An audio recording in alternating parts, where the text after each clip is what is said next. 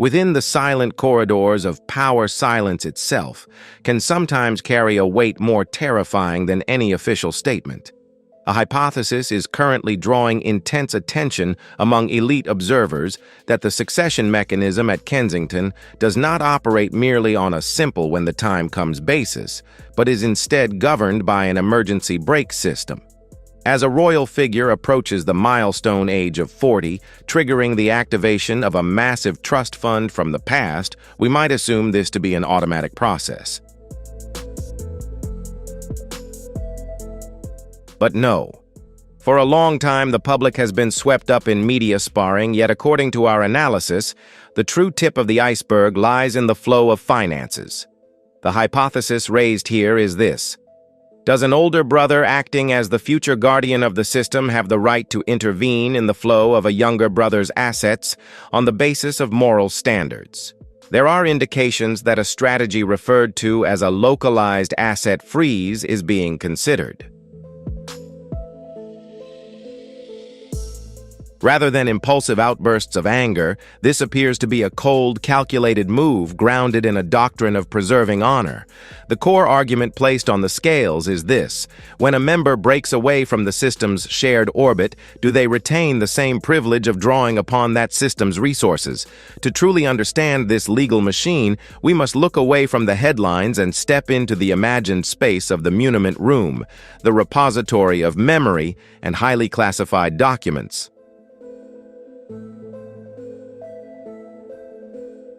According to analytical data on aristocratic customs, the key to this matter does not lie in existing law, but in a more abstract concept, the letter of wishes. A handwritten document from 1993 is now regarded as the most critical variable. For 3 decades, it was merely a sheet of paper resting silently in the archives. Today, however, amid shifts in family structure, this document has suddenly become a legal shield.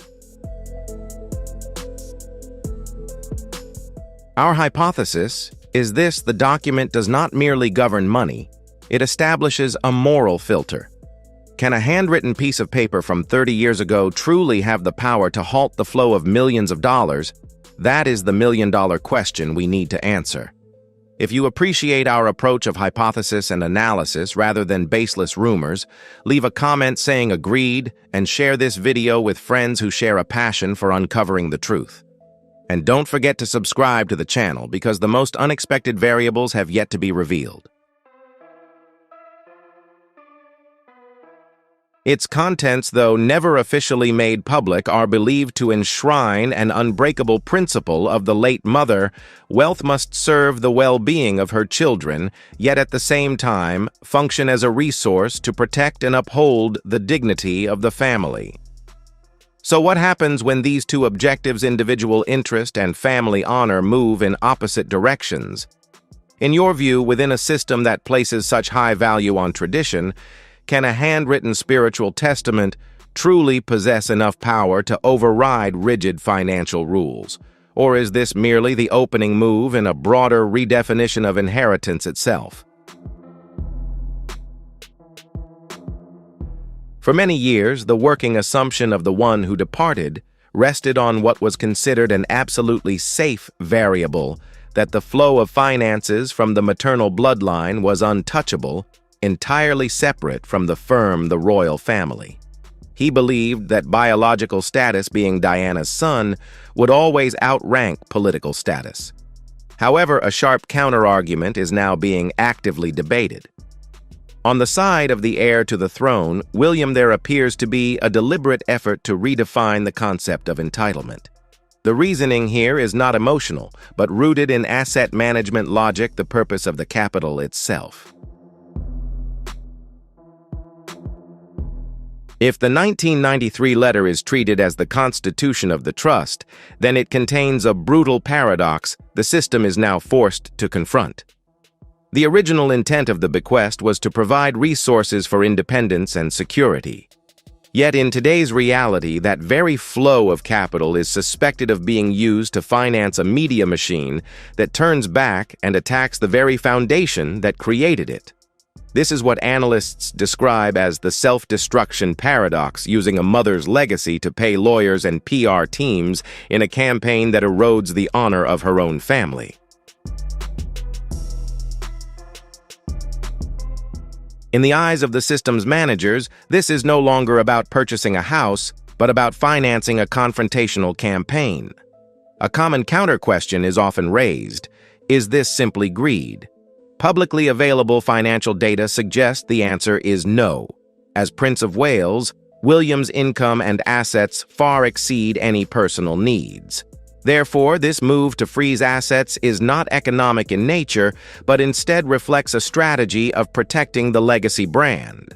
The system's greatest fear is not the loss of money, but the commodification of pain.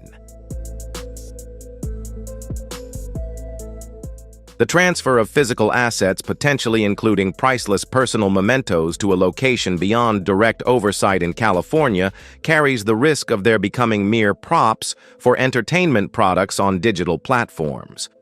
William, in his role as guardian, is sending a powerful signal: sacred legacy cannot be collateral for Hollywood. To decode the next move, we must shift our geographic coordinates, leaving London for Althorp, the ancestral seat of the Spencer family. There, a third figure stands at the center of the storm, the 9th Earl Spencer. Consider the extraordinarily complex position of this figure. In 1997, he was the one who made a historic vow before the world to protect both nephews from being consumed by the royal institution. But nearly 30 years later, that promise has turned into a diplomatic curse. He is no longer merely an uncle. He has become the last remaining buffer zone. Well-informed sources suggest that the mode of communication from the royal side has shifted, no longer framed as family appeals, but as institutional pressure. The implicit message sent to Althorp carries more political weight than familial warmth. It is a demand for the synchronization of loyalty. The logic William's side presents to his uncle is cold, yet difficult to refute. How can he protect his sister's legacy if he continues to fund activities that actively harm that very legacy? The argument from the heir to the throne. William is rooted more in military logic than in family sentiment. If an estimated $10 million in assets were to be released, at this moment it would not simply be a birthday gift. In the system's eyes, this would amount to funding the counterforce. The media apparatus the younger brother is building is no longer viewed as a peripheral nuisance, but has been identified as a competing entity actively eroding the credibility of the very institution William is destined to lead. Consequently, any flow of money from Althorp to California at this moment would be regarded as fuel for the next wave of attack. Earl Spencer now finds himself trapped at a brutal strategic crossroads. A subtle yet weighty implicit message has been delivered. Will he choose to stand with the stability of the crown, or lend strength to an unstable variable? The Earl now faces a profound moral paradox. On one side lies the oath of blood, a commitment to protect the most vulnerable of his nephews. If he locks the vault, he risks becoming the villain in the next chapter of history, accused of betraying the wishes of his late sister. But on the other side stands political reality. William holds the power of the future. Defying the direction of the crown could lead to social isolation for the entire Spencer line. So what is the technical solution here? This is where we must understand a specialized financial mechanism of the aristocracy, the discretionary hold. The audience needs to understand that these trusts do not operate like an ATM. The trustees hold an emergency brake. Technically and legally, they have the authority to suspend distributions if they determine that the beneficiary is in a state of instability. In the past, this has applied to cases of bankruptcy or loss of behavioral control.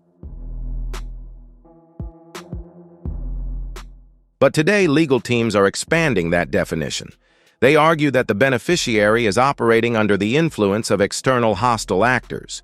A case file is being assembled to legitimize a carefully phrased answer, "not at this time." This is not confiscation, but a protective, temporary lock. Pressure at Althorpe is reaching a breaking point. Two ends of the phone line, two opposing poles of power and rebellion, are both awaiting a decision. One side demands a freeze, the other demands liquidity. And the man in the middle understands one thing clearly: whichever choice he makes will constitute a breach of trust. However, Williams' move does not stop at internal pressure alone. Analysts suggest that the true force driving this hardline stance is a darker fear, one that extends far beyond Britain's borders. It is the scenario of a jurisdictional clash with courts in California, where royal secrets could be exposed in their most raw and unfiltered form. While the English countryside holds its breath, the real fuse is quietly smoldering 5,000 miles away. To outside observers, freezing the flow of money may look like a punitive move driven by personal motives. However, sources with deep insight into royal strategy point to a critical psychological shift. The motivation has moved from emotional anger to legal fear. On the desks of key decision-makers, a new file labeled "California Jurisdiction Risk" is being closely scrutinized. The real concern is not the heir's ability to spend money, but the asset permeation mechanisms inherent in the place where he now resides. We must remember one key technical factor. California is a jurisdiction that applies an exceptionally strict community property regime. This is precisely the technical trap that advisors are warning about. Top-tier lawyers have advanced a chilling hypothesis in asset management: the concept of commingling. Their argument is razor-sharp. Once inherited assets, whether cash or priceless heirlooms, cross the Atlantic and are deposited into shared household accounts or used to renovate jointly owned property, they lose their exempt status. At that point, legally speaking, it would no longer be the private property of the Spencer line. It would be transformed into marital property. And it is precisely this transformation that fuels the sleepless nights of legacy guardians in Britain. A professional risk manager never operates on faith in the permanence of love, but must plan for the worst-case scenario, the dissolution of a partnership. No matter how firmly the principles assert stability, the system itself is not permitted the luxury of optimism.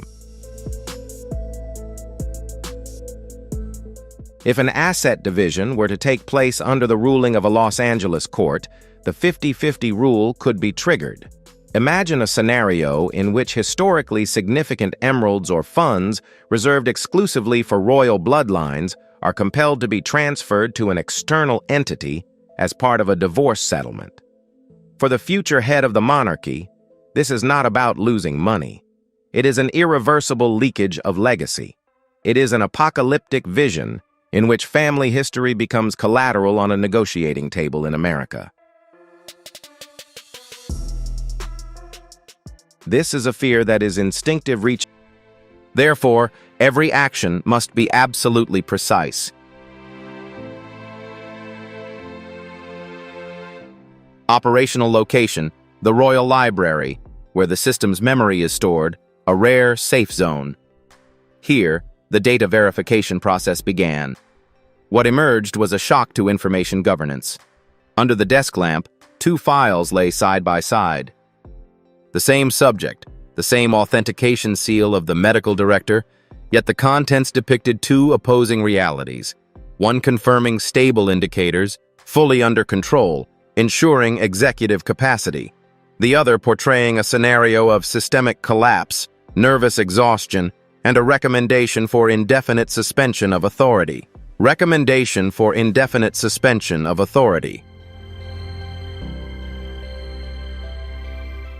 This comparison leads to an undeniable conclusion.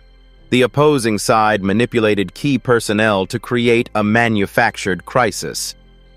The ultimate goal: using medical procedures to legitimize the transfer of power. But identifying the tool, the fabricated documents, is not enough. The scale of the network must be determined. Who are the other knots in this system? This is where another analytical mind comes in, one known for its obsessive meticulousness. A new variable appears in the equation. Catherine, Princess of Wales.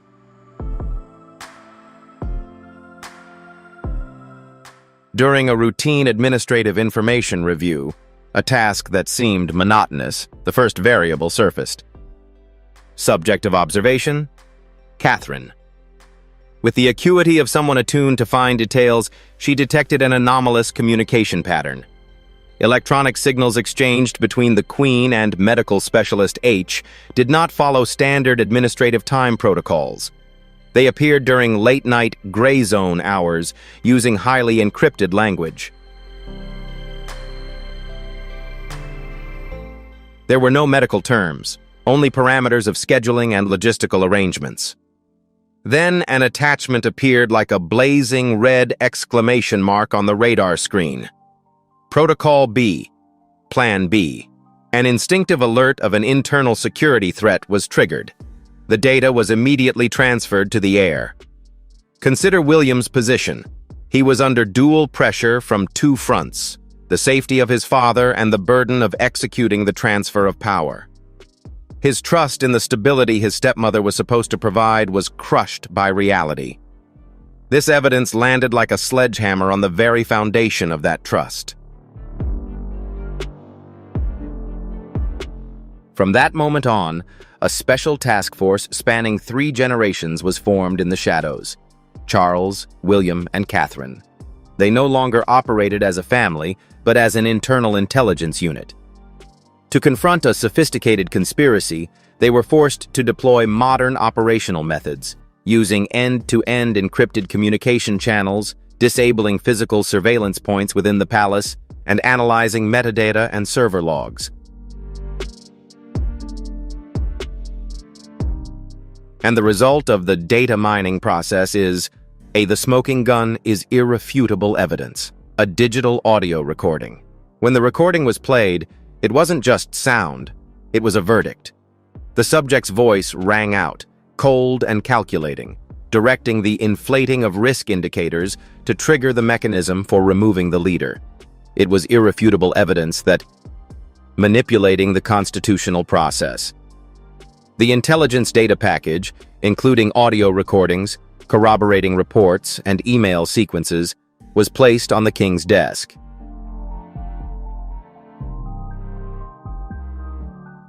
Let's pause the analysis for a moment. We've just touched the black box containing the most brutal truth. Before we enter the room where the judgment of conscience is carried out, I need a confirming signal from you. If you also feel outraged by this cold-blooded manipulation and support William's efforts to clean up the system, please hit the like button immediately to empower justice. And don't forget to subscribe to officially join our intelligence network. Your action will help the algorithm bring this truth to more people. Now, let's see how the king will handle this heartbreaking data package.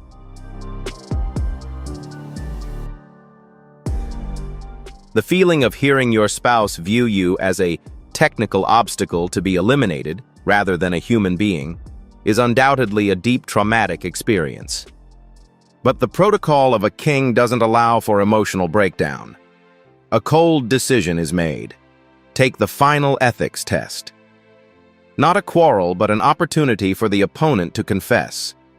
A final favor before judgment is carried out. The setting: a closed living room where the silence is heavier than lead. The subject enters with the confidence of someone who has been operating the political chessboard for decades. She relied on social engineering and the allure of the past to conceal the truth.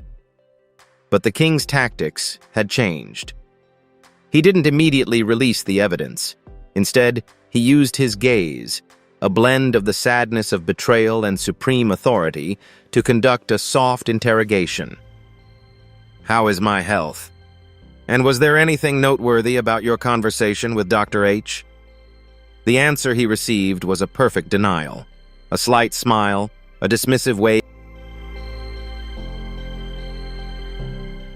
That was the moment the psychological trap snapped shut. She chose the path of denial, unaware that she was standing on the edge of a truth already exposed.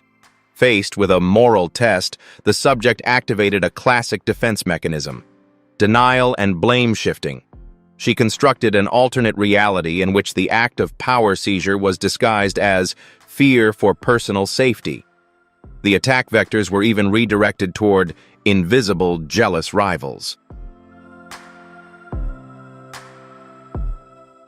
But for a seasoned observer like Charles, the complete absence of the regret parameter in her emotional data was the final answer. No remorse, only calculation. It was a moment of clear recognition. This wasn't a random systemic error, but a deliberately designed feature. The conclusion was reached. Personal pain was insignificant compared to systemic risk. A monarchy could not operate on a foundation of deception. Immediately, the highest administrative order was issued.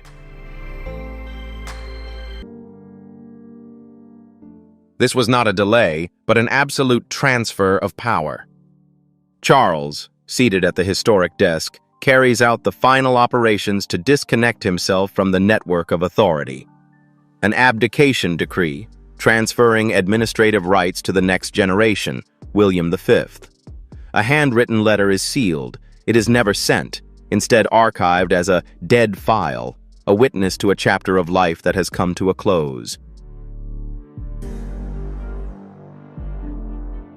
Consider this trade-off: 70 years waiting to get the system up and running, and then abandoning it in less than 2 years.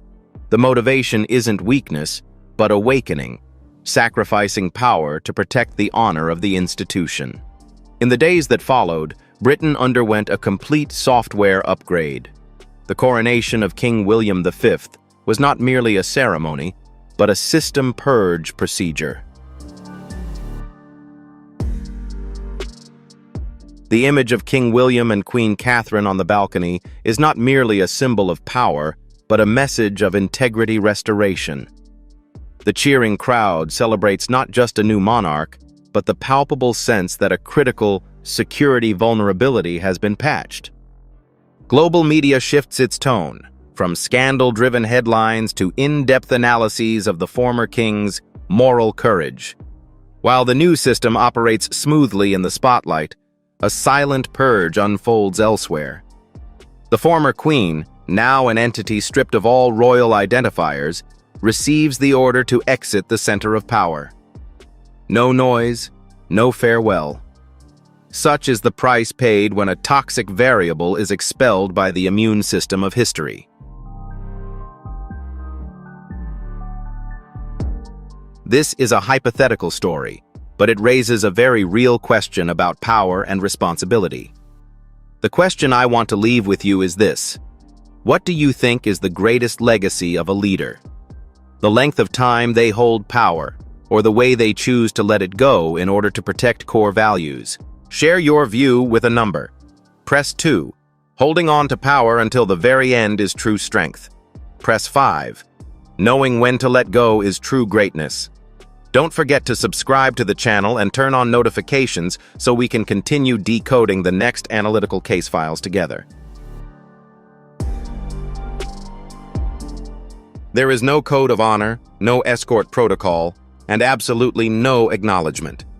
The subject walks through corridors that were once the stage of her authority, but now her access has been permanently revoked. Her luggage is reduced with ruthless efficiency. An unmarked vehicle quietly departs through the rear gate, the route reserved for elements that must be removed from the historical chain without noise. There is no glance back. The interface on the woman's face, once displaying ambition, pride, and defiance, has now switched to a blank state. An old system has officially been powered down. For those who once stood at the center of power, there is now isolation at remote coordinates. No more spotlight, only silence, a digital world sentence of erasure through forgetting. At his private estate, Charles initiates the recovery process. He accepts relinquishing the hardware, the crown, and the incompatible software, old relationships, in exchange for a core value, clean conscience data. Inner balance is finally restored after decades of systemic interference. In the silence, a historical audit is underway. Charles's memoir is not merely a narrative, but a data set that decodes every turning point. Security vulnerabilities, the way coordinated units, William Cate, protected the system, the algorithm of duty, the painful choice to place national responsibility above personal, emotional variables. The image of the sealed letter that was never sent is the most haunting line of code, representing secrets forever left in the past to safeguard the dynasty's future. In the final entry, Charles draws a core lesson. Love can be a noise-inducing algorithm that blurs logic, but justice is an absolute constant. He accepted the destruction of his personal happiness to achieve the highest possible resolution of truth. The removal of the Camilla variable was only the beginning. Analysts uncovered a transoceanic sabotage network linking London to the California network node, Montecito. This was not an isolated incident, but a systematic architecture of subversion aimed at the very core of the monarchy. The network's new objective is exceptionally sophisticated, an attack on the legitimacy of the future heir, George.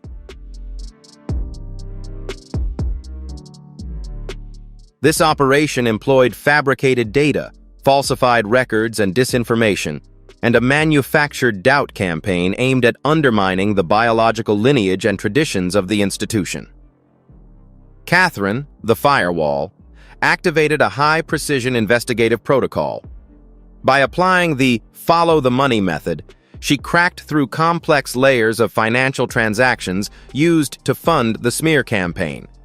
The terminal point of this transaction chain traced back to entities linked to senior personnel within an office in California. At the command center in Montecito, a figure watches events unfold through a live screen, witnessing a collapse of perception as layers of masks are stripped away. She believed that geographical distance and intermediary shields would provide protection, but in the digital age, nothing is safe when the opponent controls the source data. After a strategic miscalculation triggers a cascading failure, she activates an evidence destruction protocol. Yet in the era of cloud computing and digital forensics, total erasure is an illusion. The data has already been transmitted and cannot be recalled, and legal warnings begin to sound as a storm of litigation takes shape. She realizes that an ocean of distance is no longer a legal safe zone. Harry, the spouse, steps into a pressure-filled space, anxious about being shut out of the flow of information. The only response he receives is a shake of the head and silence, reflecting the frustration of an operator realizing her system is collapsing.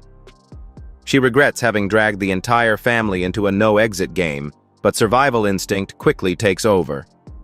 Meanwhile, at Windsor, Queen Catherine restores order by protecting the core assets, symbolized by her reading to the heir, an assertion of sovereignty and security.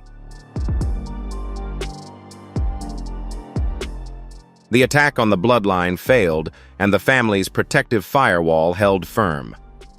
The event concluded with a system reboot, the coronation of King William V, marking the launch of an upgraded and fully patched royal operating system. The institution has survived an extreme stress test. Camilla's ambitions and the schemes from Montecito were eliminated. The system not only endured, but emerged purer and more transparent, ushering in a new era defined by integrity and accountability. From the observation post, the former administrator senses acceptance and trust in the next generation, William, and the solid firewall, Catherine. Despite having to erase memories spanning decades, he executes a hard reset, to cleanse the system and hand over to the successors a clean platform where integrity and justice serve as the foundation protecting the kingdom. Camilla, high-risk strategy. Wagering on bold, hazardous moves and ultimately facing the collapse of her support system. Megan, external offensive strategy. Attempting to exert influence from afar, only to be met with crackdowns from legal barriers and karmic repercussions.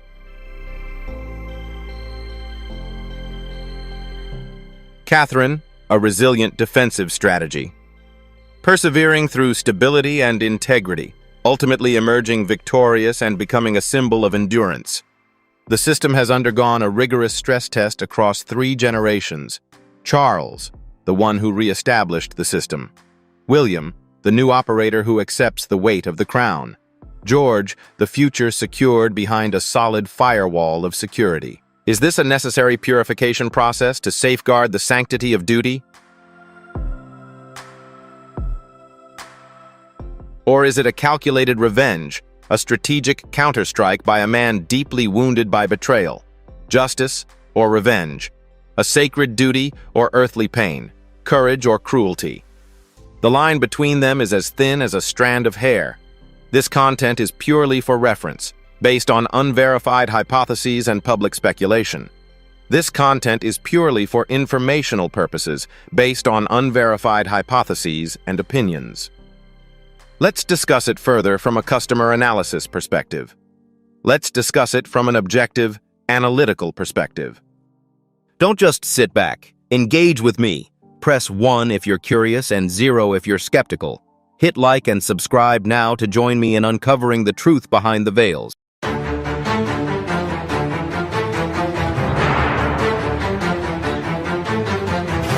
Within the silent corridors of power, silence itself can sometimes carry a weight more terrifying than any official statement. A hypothesis is currently drawing intense attention among elite observers that the succession mechanism at Kensington does not operate merely on a simple when the time comes basis, but is instead governed by an emergency brake system. As a royal figure approaches the milestone age of 40, triggering the activation of a massive trust fund from the past, we might assume this to be an automatic process. But no. For a long time, the public has been swept up in media sparring, yet according to our analysis, the true tip of the iceberg lies in the flow of finances. The hypothesis raised here is this. Does an older brother acting as the future guardian of the system have the right to intervene in the flow of a younger brother's assets on the basis of moral standards?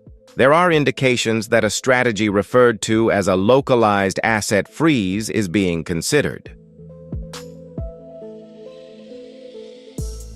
Rather than impulsive outbursts of anger, this appears to be a cold, calculated move grounded in a doctrine of preserving honor.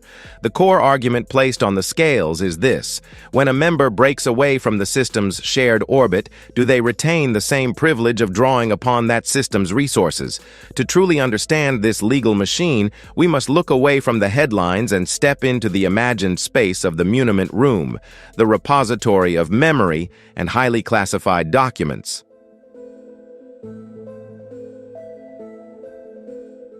According to analytical data on aristocratic customs, the key to this matter does not lie in existing law, but in a more abstract concept, the letter of wishes. A handwritten document from 1993 is now regarded as the most critical variable. For 3 decades, it was merely a sheet of paper resting silently in the archives. Today, however, amid shifts in family structure, this document has suddenly become a legal shield. Our hypothesis is this: the document does not merely govern money, it establishes a moral filter. Can a handwritten piece of paper from 30 years ago truly have the power to halt the flow of millions of dollars? That is the million-dollar question we need to answer. If you appreciate our approach of hypothesis and analysis rather than baseless rumors, leave a comment saying agreed and share this video with friends who share a passion for uncovering the truth. And don't forget to subscribe to the channel because the most unexpected variables have yet to be revealed.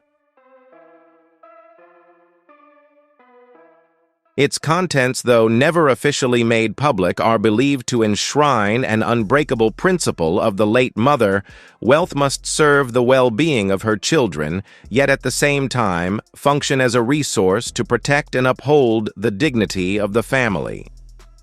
So what happens when these two objectives, individual interest and family honor, move in opposite directions? In your view, within a system that places such high value on tradition, can a handwritten spiritual testament truly possess enough power to override rigid financial rules? Or is this merely the opening move in a broader redefinition of inheritance itself? For many years, the working assumption of the one who departed rested on what was considered an absolutely safe variable, that the flow of finances from the maternal bloodline was untouchable, entirely separate from the royal family. He believed that biological status, being Diana's son, would always outrank political status. However, a sharp counter-argument is now being actively debated. On the side of the heir to the throne, William, there appears to be a deliberate effort to redefine the concept of entitlement. The reasoning here is not emotional, but rooted in asset management logic, the purpose of the capital itself. If the 1993 letter is treated as the constitution of the trust, then it contains a brutal paradox the system is now forced to confront. The original intent of the bequest was to provide resources for independence and security. Yet in today's reality, that very flow of capital is suspected of being used to finance a media machine that turns back and attacks the very foundation that created it. This is what analysts describe as the self-destruction paradox, using a mother's legacy to pay lawyers and PR teams in a campaign that erodes the honor of her own family. In the eyes of the system's managers, this is no longer about purchasing a house, but about financing a confrontational campaign. A common counter-question is often raised: is this simply greed? Publicly available financial data suggests the answer is no. As Prince of Wales, William's income and assets far exceed any personal needs. Therefore, this move to freeze assets is not economic in nature, but instead reflects a strategy of protecting the legacy brand. The system's greatest fear is not the loss of money, but the commodification of pain. The transfer of physical assets, potentially including priceless personal mementos, to a location beyond direct oversight in California, carries the risk of their becoming mere props for entertainment products on digital platforms. William, in his role as guardian, is sending a powerful signal: sacred legacy cannot be collateral for Hollywood. To decode the next move, we must shift our geographic coordinates, leaving London for Althorp, the ancestral seat of the Spencer family. There, a third figure stands at the center of the storm, the 9th Earl Spencer. Consider the extraordinarily complex position of this figure. In 1997, he was the one who made a historic vow before the world to protect both nephews from being consumed by the royal institution. But nearly 30 years later, that promise has turned into a diplomatic curse. He is no longer merely an uncle. He has become the last remaining buffer zone. Well-informed sources suggest that the mode of communication from the royal side has shifted, no longer framed as family appeals, but as institutional pressure. The implicit message sent to Althorp carries more political weight than familial warmth. It is a demand for the synchronization of loyalty. The logic William's side presents to his uncle is cold, yet difficult to refute. How can he protect his sister's legacy if he continues to fund activities that actively harm that very legacy? The argument from the heir to the throne. William is rooted more in military logic than in family sentiment. If an estimated $10 million in assets were to be released, at this moment it would not simply be a birthday gift. In the system's eyes, this would amount to funding the counterforce. The media apparatus the younger brother is building is no longer viewed as a peripheral nuisance, but has been identified as a competing entity actively eroding the credibility of the very institution William is destined to lead. Consequently, any flow of money from Althorpe to California at this moment would be regarded as fuel for the next wave of attack. Earl Spencer now finds himself trapped at a brutal strategic crossroads. A subtle yet weighty implicit message has been delivered. Will he choose to stand with the stability of the crown, or lend strength to an unstable variable? The Earl now faces a profound moral paradox. On one side lies the oath of blood, a commitment to protect the most vulnerable of his nephews. If he locks the vault, he risks becoming the villain in the next chapter of history, accused of betraying the wishes of his late sister. But on the other side stands political reality. William holds the power of the future. Defying the direction of the crown could lead to social isolation for the entire Spencer line. So what is the technical solution here? This is where we must understand a specialized financial mechanism of the aristocracy, the discretionary hold. The audience needs to understand that these trusts do not operate like an ATM. The trustees hold an emergency brake. Technically and legally, they have the authority to suspend distributions if they determine that the beneficiary is in a state of instability. In the past, this has applied to cases of bankruptcy or loss of behavioral control. But today, legal teams are expanding that definition. They argue that the beneficiary is operating under the influence of external hostile actors. A case file is being assembled to legitimize a carefully phrased answer, "not at this time." This is not confiscation, but a protective, temporary lock. Pressure at Althorpe is reaching a breaking point. Two ends of the phone line, two opposing poles of power and rebellion, are both awaiting a decision. One side demands a freeze, the other demands liquidity. And the man in the middle understands one thing clearly: whichever choice he makes will constitute a breach of trust.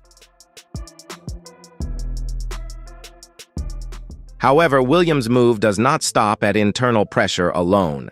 Analysts suggest that the true force driving this hardline stance is a darker fear, one that extends far beyond Britain's borders.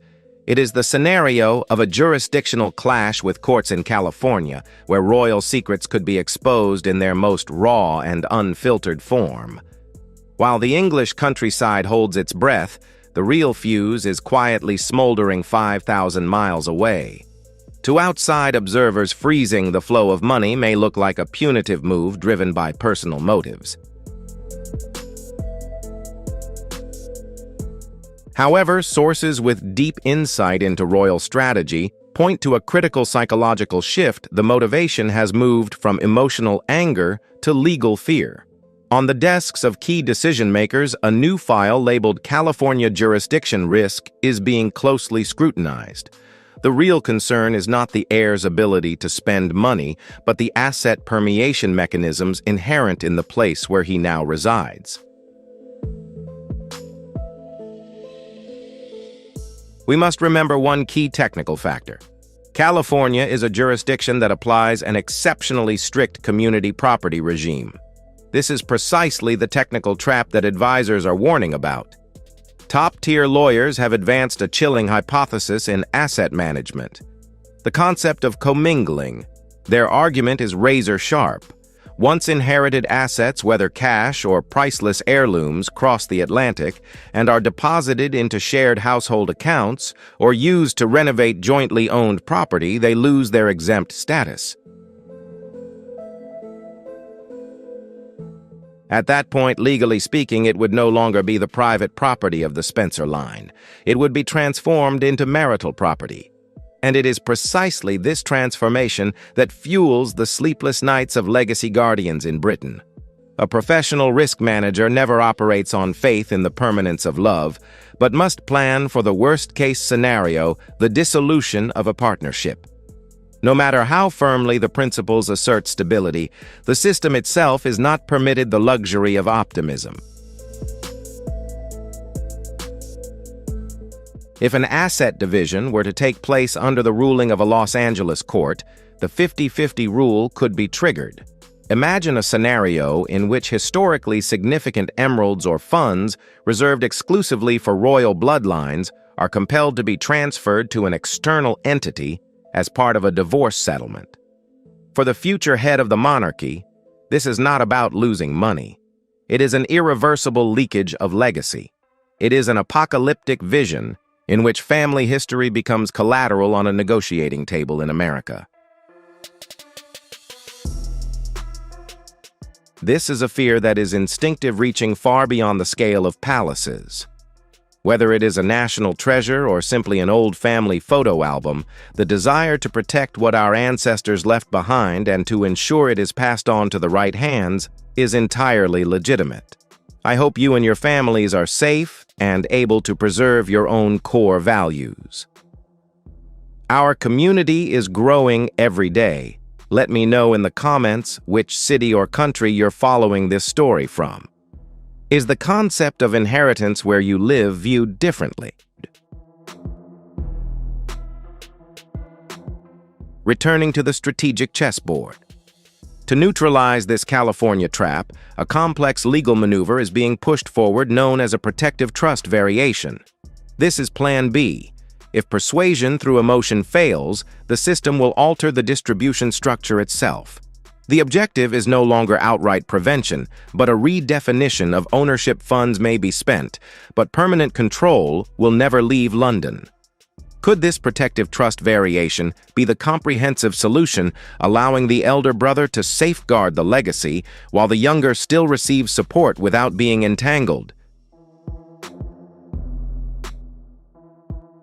Or will this mark the beginning of an unprecedented transcontinental legal battle in royal history? Time will provide the most accurate answer. Instead of a direct wire transfer to Montecito, a far more intricate financial structure is now being put in place, a UK-based frozen subtrust. This is not expropriation, but a restructuring of ownership. The mechanism functions like a one-way valve. The beneficiary, Harry, would still retain the right to receive generated returns, passive income, that could be used, for example, to fund the education of the next generation. However, the principal and physical assets, such as historic jewelry, would remain permanently behind a legal firewall. The implicit message of this structure is unmistakable. You may benefit from the legacy, but you may not liquidate it. It entirely removes the risk of assets being sold off or becoming subjects of civil litigation in the United States. This strategy elevates the issue from an internal family dispute to a high-level corporate risk management problem. Technically speaking, London is issuing an expert judgment on its own CAPA. They argue that the beneficiary's current legal environment is not sufficiently secure to safeguard national assets. The objective is to construct a legal fortress around the memory of the late mother. All assets must remain on British soil, be governed by British law, and be placed entirely beyond the reach of California judges. As this fortress is being reinforced, the position of those outside the walls begins to resemble an economic siege. If moral negotiations fail, legal experts point to the existence of a Plan B, a move that is cold but constitutionally sound. That is the activation of the Protective Trust Variation Clause. Under normal circumstances, the distribution process at age 40 is automatic. The beneficiary has full discretion to invest, spend, or even squander the funds. However, a new legal argument is now being advanced, grounded in the principle of exception due to circumstances. Under this mechanism, nominal ownership would remain with Harry to avoid violating the will, but actual control would be completely separated. The $10 million inheritance would never leave London. It would be locked inside a digital vault managed by trustees loyal to the crown. What we are witnessing is a William acting not out of emotion, but out of concern for the survival of the system. But the question remains, where is the line between protection and expropriation? What do you see in this powerful figure? Leave a comment with the number 2 if you view this as tough love, a necessary action to prevent money from flowing into outside hands. Leave a comment with the number 5 if you see it as the cruelty of power, an economic punishment aimed at a weaker brother. The judgment is yours. Hit like to support the editorial team and subscribe to the channel now. We'll be back with classified files that have never been made public. This represents the pinnacle of soft power strategy. The beneficiary may receive an annual allowance drawn from interest sufficient to cover basic living expenses, but the vast sums required to sustain a high-security lifestyle and service large real estate mortgages would remain out of reach. By framing the action as a protective measure, the guardian William effectively arms himself with a shield of immunity against accusations of greed. The final argument placed before asset managers is not emotional, but a brutal financial forecast. If the full principal is released right now, the current burn rate projects that the entire legacy will evaporate within 36 months. We are holding the money not to seize it, but to ensure it survives for the grandchildren and great-grandchildren of the future. The case from London is constructed on a cold balance sheet at the present level of spending on private security, prolonged litigation, and public image operations. The $10 million fund is projected to disappear rapidly. The Guardian's task, William, is no longer to placate his brother, but to enforce the duty of intergenerational capital preservation. The ultimate objective is to ensure that this pool of assets remains intact when the next generation, Archie and Lilibet, comes of age. This is an exceptionally shrewd communications move. It positions William as a visionary steward, while implicitly casting the Duke of Sussex as a high-risk investor, insufficiently equipped to manage the family legacy. Now imagine the psychological shock through the lens of game theory. Harry left the United Kingdom in search of absolute autonomy and escape from the control of the royal administrative apparatus. But if this protective trust mechanism is activated, he would be trapped in a bitter paradox, a 40-year-old man who, in operational financial terms, is supervised like a minor. This mechanism demands absolute transparency. Funds require receipts, spending requires justification. The trustees would become the filtering mechanism, and indirectly, they would report back to the head of the system. The implicit message is clear. You may leave the system, but the system's resources will not be used to finance opposition to it. Moreover, this strategy neutralizes every potential media attack. If Harry were to claim he has been stripped of his inheritance, William would have a legally impeccable response. The money hasn't gone anywhere. It is still there, completely secure, waiting for your children. This pushes Harry into a state of stalemate. For a Montecito elite lifestyle with operating costs estimated at millions of dollars per year, a frozen trust is as useless as an empty one. You can't pay a security team with projected interest. You can't settle legal bills with future promises. This is a cash flow problem. William is playing a long, strategic game, a war of attrition. He understands that his opponent does not have the time or the financial endurance to pursue a decades-long legal battle before the UK Supreme Court. To grasp why this valve-shutting move has sent shockwaves through California, we need to look at the macro-financial picture of the Sussex brand. Analysts assess that it is entering a state of severe income-expenditure imbalance.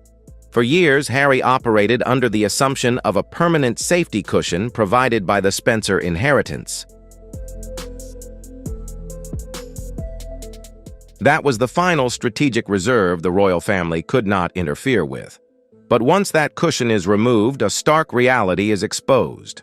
The business outlook over the past 12 months has taken a negative turn. The $20 million Spotify deal ended in a very public rupture over performance issues. The Netflix partnership is now under heavy pressure to deliver commercially successful content, something that has yet to be achieved with any consistency.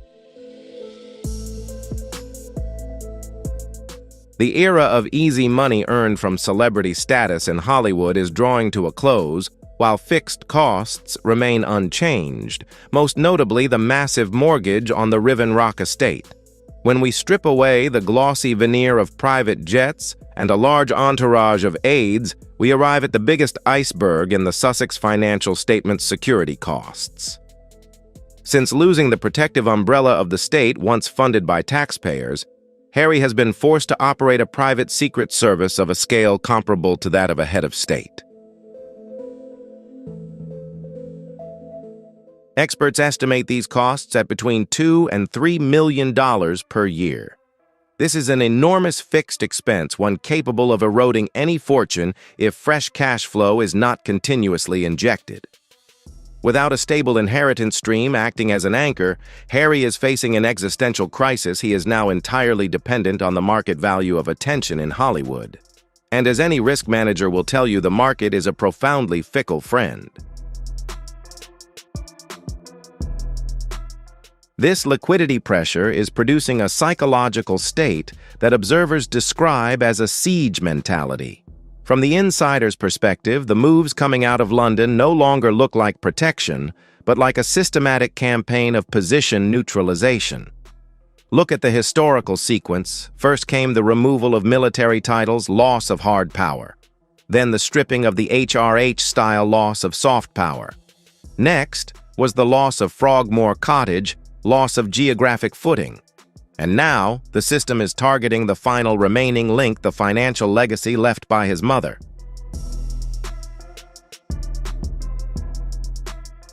The disparity in resources is staggering. One side controls the Duchy of Cornwall with effectively limitless resources, palaces, and treasuries. The other holds a massive mortgage and a podcast channel. For Harry, this is a brutal asymmetry. As the traditional doors at Althorp show signs of closing, the strategy has shifted. Intelligence sources indicate that an effort to activate auxiliary networks is now underway. Rather than confronting the guardian, Earl Spencer, or the enforcer, William, head-on, Harry is reportedly attempting to establish contact with the emotional wing of the Spencer family figures, such as Lady Sarah McCorquodale and Baroness Jane Fellows. The objective is to seek an internal alliance among those who still carry living memories of Diana's desire for freedom in order to apply pressure on the management mechanism. However, this scenario is giving rise to a tragic paradox. William seeks to freeze assets to prevent the commercialization of the family. Yet it is precisely this act of shutting off the money valve that may end up accelerating that very process. If the Spencer financial anchor is severed and the American dream turns into a liquidity nightmare, the Sussex couple would be pushed into a corner. To maintain their security apparatus and service their debts, they would be forced to exploit the only asset they have left: information. They would have to write more books, sell more previously undisclosed secrets, produce more shocking reality-based television content. Ironically, William's very act of financial containment could become the survival pressure that compels the other side to sell everything. As the mist settles over the Althorp estate, it becomes clear that this is no longer merely a dispute over money. It is a systemic tragedy in which the very effort to protect a legacy is triggering the mechanisms that may ultimately destroy it. The battle for control of the Spencer treasury teaches us a brutal yet necessary lesson about the law of cause and effect in economics. One of the fundamental principles of game theory is this: you cannot destroy the bridge between two opposing shores and still expect supply convoys to keep crossing it. For many years, the younger brother built his brand around the concept of freedom, freedom from the system, freedom from media scrutiny, and freedom from traditional rules. Yet it seems a critical variable was overlooked in this equation. True freedom always comes with a massive depreciation cost. You cannot spend 4 years dismantling the very foundation of your own privilege and then act surprised when the benefits tied to that foundation are deactivated. Through the analytical lens of this channel, William's actions do not stem from personal malice, but from the inevitability of the institution. He is carrying out a form of risk management that can best be described as tough love. He is drawing an inviolable red line. The memory and legacy of his late mother are cultural values, not derivative commodities to be traded for fame in Hollywood. Decision-makers in London recognize that if a shut-off valve is not installed immediately, the history of the Spencer family risks becoming raw material for the next season of a reality television series. Today, William appears to have accepted a strategic trade-off. He is willing to play the villain in his brother's contemporary memoir so that he can remain the guardian in the historical chronicle of Diana. Before we close this file, please note this content is purely for reference based on hypotheses and unverified public speculation. Join our review panel right here, type 1, in the comments if your curiosity has been sparked and you want us to continue digging into these shadow financial files. Type 0 if you have sharper counter-arguments regarding the royal family's strategic moves. Every like and subscribe is the energy that allows us to continue lifting the velvet curtain of mystery. Don't forget to turn on notifications because the truth always waits for the most patient. Goodbye, and see you in the next investigation.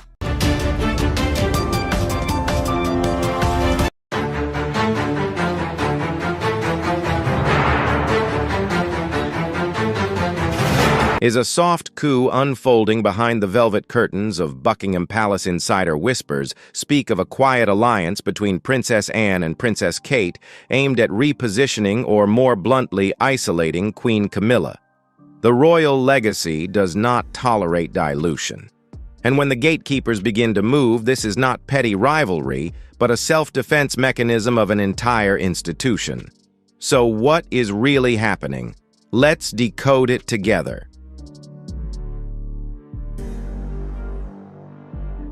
It was once an abstract concept, but at Buckingham right now it carries immense weight, heavy enough to crush individual egos and reshape an entire reign. Why is a system built on continuity suddenly showing such deep fractures? Are we witnessing a transition or a form of natural elimination? This analysis is based on public sentiment, body language, and theories circulating within the royal watching community and has not been officially confirmed. We are discussing this objectively. The memory file of the late Diana is being reopened. The coldness of Anne or Kate is not a momentary emotion, it is a defensive reaction of a system that eliminates what it deems illegitimate.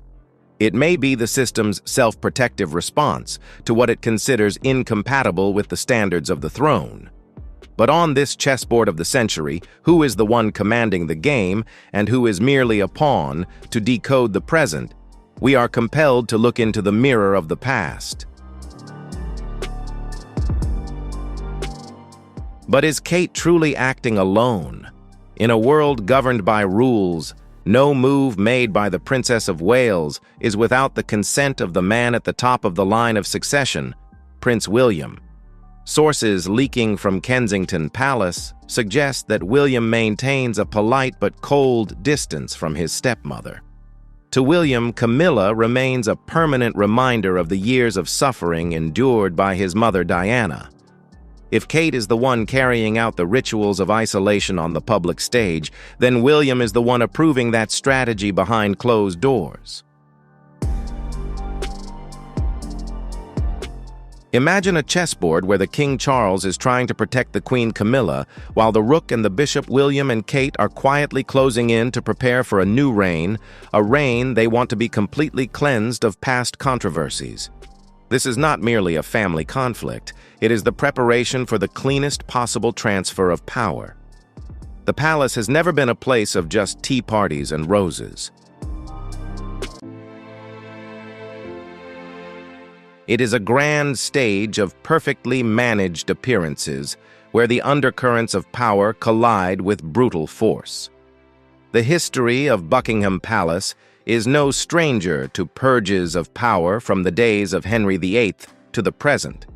But why, in the 21st century, does the question of Camilla's legitimacy still provoke figures like Princess Anne to such determination?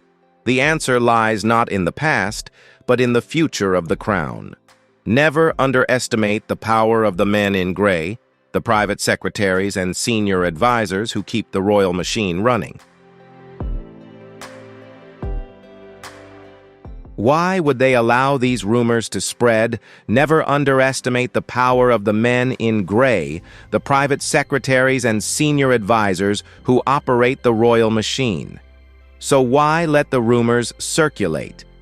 The objective is clear: to protect the symbolic authority of the crown. If the public begins to view the royal family as a long-running soap opera, its dignity erodes. Therefore, repositioning Camilla into a more subdued role becomes a way to excise a troublesome tumor and restore the calm that Buckingham Palace deems necessary. So, if history is riddled with blemishes, why has the case of the current queen become the focal point of such harsh scrutiny from within the institution itself, specifically from what is believed to be Princess Anne's perspective? Perhaps the issue lies not only in the past, but in the very definition of legitimacy. Before we delve deeper into an examination of these fractures, let us reset the context of the broader picture.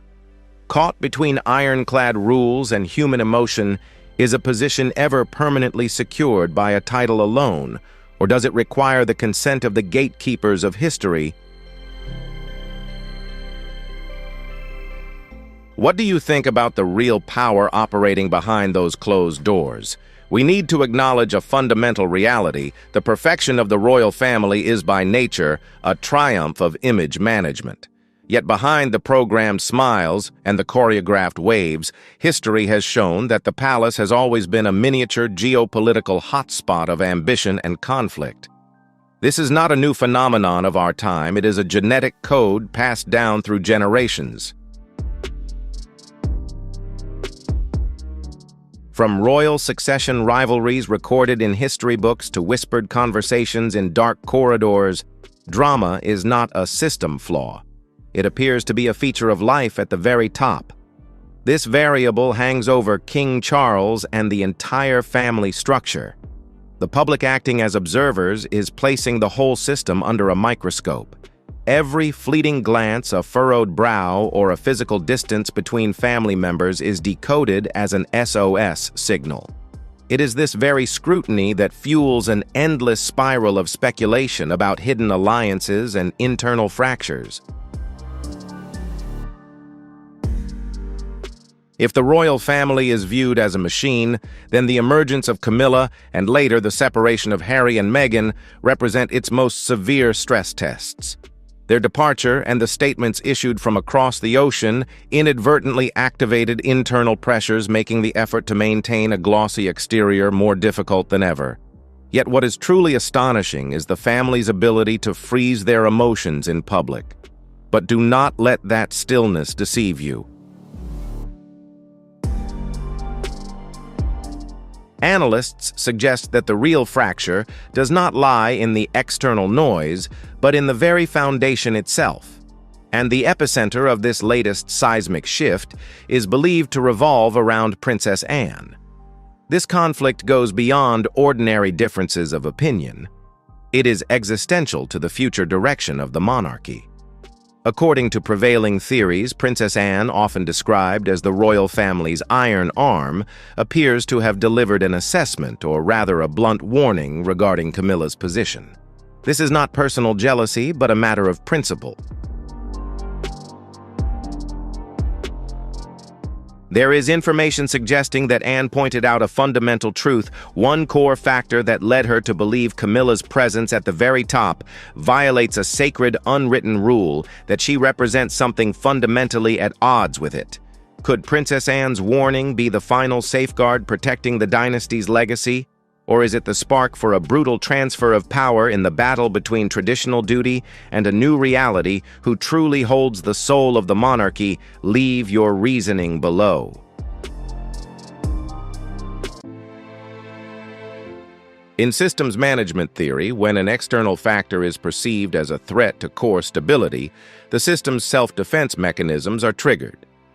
The chaotic developments we are witnessing at Buckingham Palace may in fact be the convulsions of a process of natural elimination within the power structure. Too many variables are operating beneath the surface, making outside observers feel as though they are lost in a labyrinth. Yet, when the data points are connected, a common pattern begins to emerge: the gradual isolation of the Queen Consort's position. Has the conclusion to reposition Camilla's role already been reached behind closed doors? Internal resistance to Camilla's status is not surprising when viewed against the trajectory of her rise. What is striking, however, is the scale of this undercurrent and the figures involved. We are talking about Princess Anne and Princess Kate. In the psychological profiles of the royal family, these two are consistently classified as the stabilizers. They embody duty, responsibility, and a near-absolute commitment to staying within the established rails of tradition. Princess Kate, in particular, has always been seen as a model of quiet perfection. So why are these exemplary guardians of the temple believed to be behind a campaign to restore order at the palace? When even the most moderate figures begin to act, it is a signal that the system has reached a red line. To understand their motives, we must return to a core concept: tradition. For the British monarchy, tradition is not merely habit, it is the only operating system that confers legitimacy. It is the invisible thread that connects the present to centuries of history. Adhering to protocol is how they merge into the endless current of kings and queens who came before them. It is how they tell the world, we are the guardians of identity. If this thread is severed or diluted by elements deemed incompatible, the monarchy loses its sense of the sacred and faces the risk of an identity collapse. And it was precisely at this sensitive crossroads that a symbolic event occurred, one that shook the ancient walls of the palace. It was a moment of silence, yet its echo was louder than any declaration. Recently, there have been moments that the public has scrutinized closely, especially during official events. For example, at the reception welcoming the German delegation in December 2025, Princess Kate performed a graceful and natural double curtsy once to King Charles and immediately afterward to Queen Camilla. The cameras clearly captured the scene. She smiled, exchanged warm greetings, and Camilla even responded with an air kiss. It was a gesture of courtesy, expressing respect fully in accordance with protocol. However, public opinion still tends to analyze smaller moments from earlier occasions, such as slightly more restrained greeting gestures at past events, for example the 2023 coronation, where some observers sensed a departure from strict traditional norms. Even so, body language experts note that these subtle variations may simply reflect natural adaptation to context rather than signaling any form of resistance. Having spent more than a decade mastering royal protocol, Kate's every gesture is typically carefully considered. So when we observe a combination of public deference and more relaxed moments, could this be a sign of a royal family gradually modernizing preserving tradition while becoming more flexible in its communication? Or is it simply a diversity of ways in which respect can be expressed? This subtle transgression, if we may call it that, seems to stem from a historical wound that never truly healed. It leads us to a haunting hypothesis, one that the public, and perhaps even members of the royal family themselves, have long wondered about the alternative scenario. If the variable named Diana had remained as queen, would the current power structure have fractured so deeply? Could the turmoil, Prince Harry's departure, and the fratricidal tensions between brothers be the direct consequences of an uneasy replacement? Many analysts argue that Princess Kate's perceived coolness is in fact a reflection of a collective psyche. It represents the quiet resistance of those who believe that Queen Camilla's path to the throne lacks one crucial element: the consent of the heart. To fully decode the princess's actions, we must place her in the correct position: a future queen, a queen consort in waiting. She is not merely a family member, but the blueprint for the next reign. In the theory of royal governance, the individual must always sacrifice personal ego to protect the constitutional order. Yet, we cannot rule out a broader, more macro-level hypothesis. Perhaps this is not an act of defiance at all, but rather a signal of a comprehensive software update unfolding under King Charles's reign.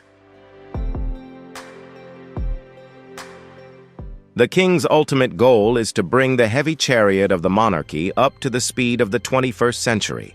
In the course of this restructuring, rituals rooted in submission, such as formal bowing, may be gradually pared back to make room for greater equality and a more modern sensibility. The public's reaction is the most intriguing variable in this equation. In an era that prizes authenticity, what is perceived as Kate's rebellion has inadvertently created a peculiar allure. It demonstrates that members of the royal family are not merely historical puppets pulled along by obsolete rules. They are independent thinkers willing to redefine what truly constitutes core values. Yet the paradox remains. For conservatives, bowing rituals are not mere pageantry. They are the skeletal framework that keeps the body of the monarchy upright. If formality and structure are stripped away, can the royal family still retain its sense of the sacred and its distinction from ordinary celebrities? So in your view, are Kate's actions a step forward for freedom? Or do they risk diluting traditional values? Share your thoughts in the comments below. And if you found this video insightful, remember to like and subscribe so you don't miss our upcoming in-depth analyses. We need to understand that on the royal chessboard, protocol is not merely about personal respect. It is the steel framework that keeps the historic castle from collapsing under the storms of time. Princess Anne has long been known as one of the most devoted and steadfastly traditional members of the royal family. She embodies austerity, responsibility, and an unwavering prioritization of duty, qualities that the British public holds in particularly high regard. According to a YouGov survey in early 2026, she continues to maintain a consistently high favorability rating of around 70%. In a period when the monarchy is facing profound change, from the king's health to the challenge of adapting to the 21st century, many have speculated about Princess Anne's role as a guardian of standards. She is often likened to a protector of Queen Elizabeth II's legacy, emphasizing continuity, ritual, and humility before the public. The relationship between Princess Anne and Queen Camilla has been closely observed. While there have been rumors of differing perspectives, with some sources suggesting that Anne favors stricter adherence to tradition, recent events have instead projected an image of unity.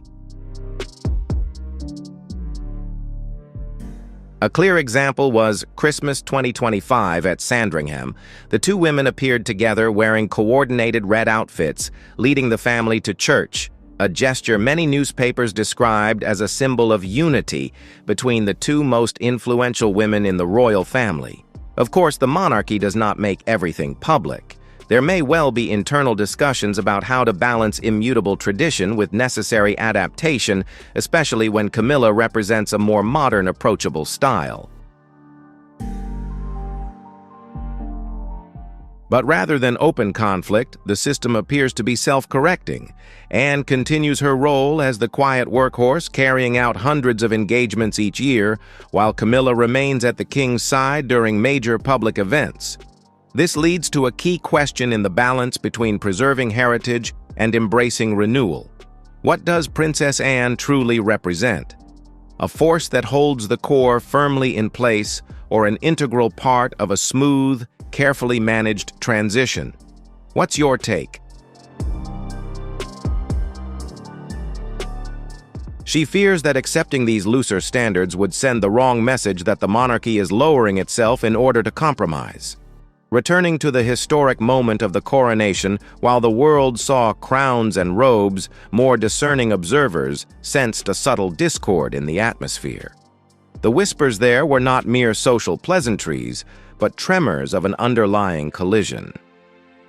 For Princess Anne, the issue has moved far beyond questions of protocol or even generational differences, as in the case of Princess Kate. This is a deeply personal and historical issue. She has witnessed the entire chronicle of the complex emotional relationship between King Charles and Camilla. And now, from the perspective of a guardian of legacy, she fears that the immutable principles of the monarchy are being privatized by personal emotion. A psychological hypothesis emerges. Princess Anne believes she has inherited the spiritual will of Queen Elizabeth II, the responsibility to prevent the erosion of standards. She thus becomes a counterbalancing force to the soft influence that Queen Camilla is exerting over the king.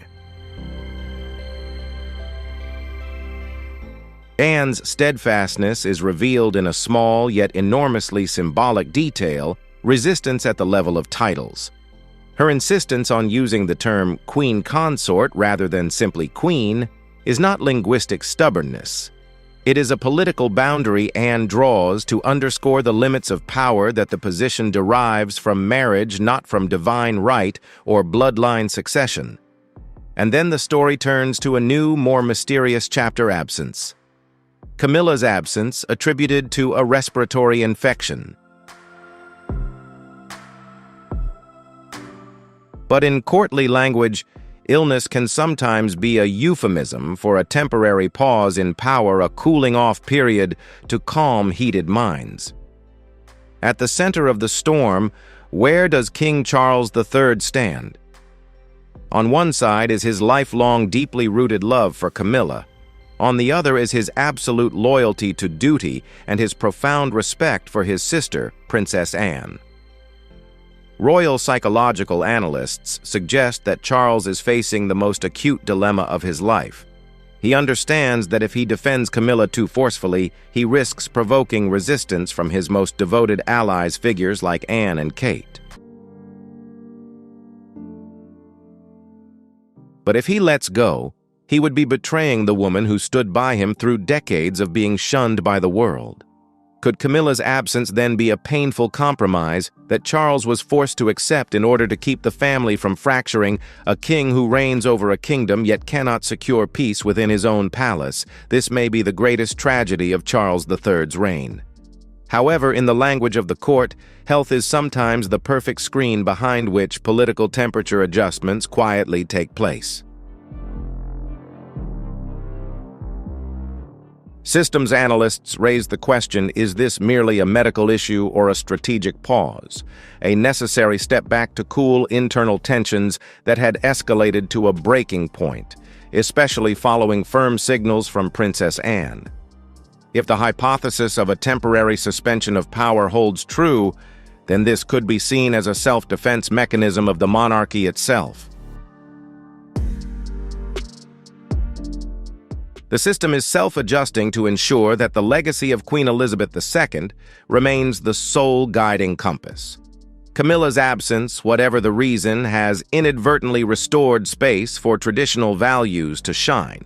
The final decision of Buckingham Palace is not about any single individual, but about the survival of a symbol. It is a choice between yielding to present emotions or safeguarding timeless majesty. In your view, is this withdrawal a sign of concession, or the overture to a new order established by loyal guardians of the temple? The British monarchy has always known how to survive storms, and this time is no exception. This content is purely for reference based on unverified hypotheses and public speculation. We invite discussion from an objective analytical perspective. Don't just sit back and observe, become part of the court of public opinion. If you believe Princess Anne and Kate are right to defend tradition, comment 1. If, on the other hand, you believe the monarchy needs renewal and greater empathy, comment 0. Hit like if you appreciate this style of analysis and subscribe to join us as we continue to decode the next mysteries of power. Thank you and see you in the next dossier.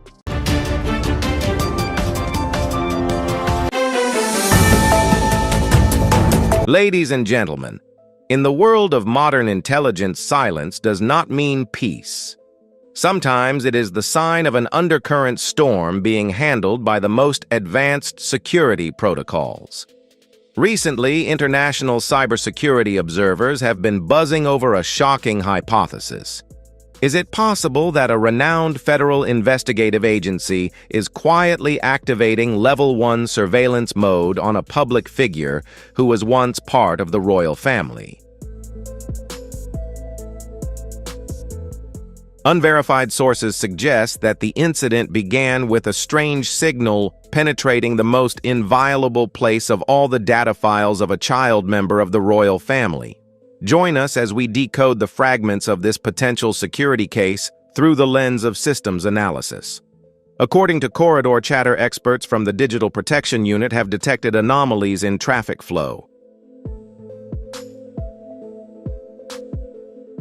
The target was not assets, but real-time location data and the academic schedule of a young VIP.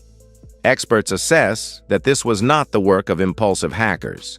The method of access to the private school's data portal suggests the intruder appeared to have detailed knowledge of internal procedures.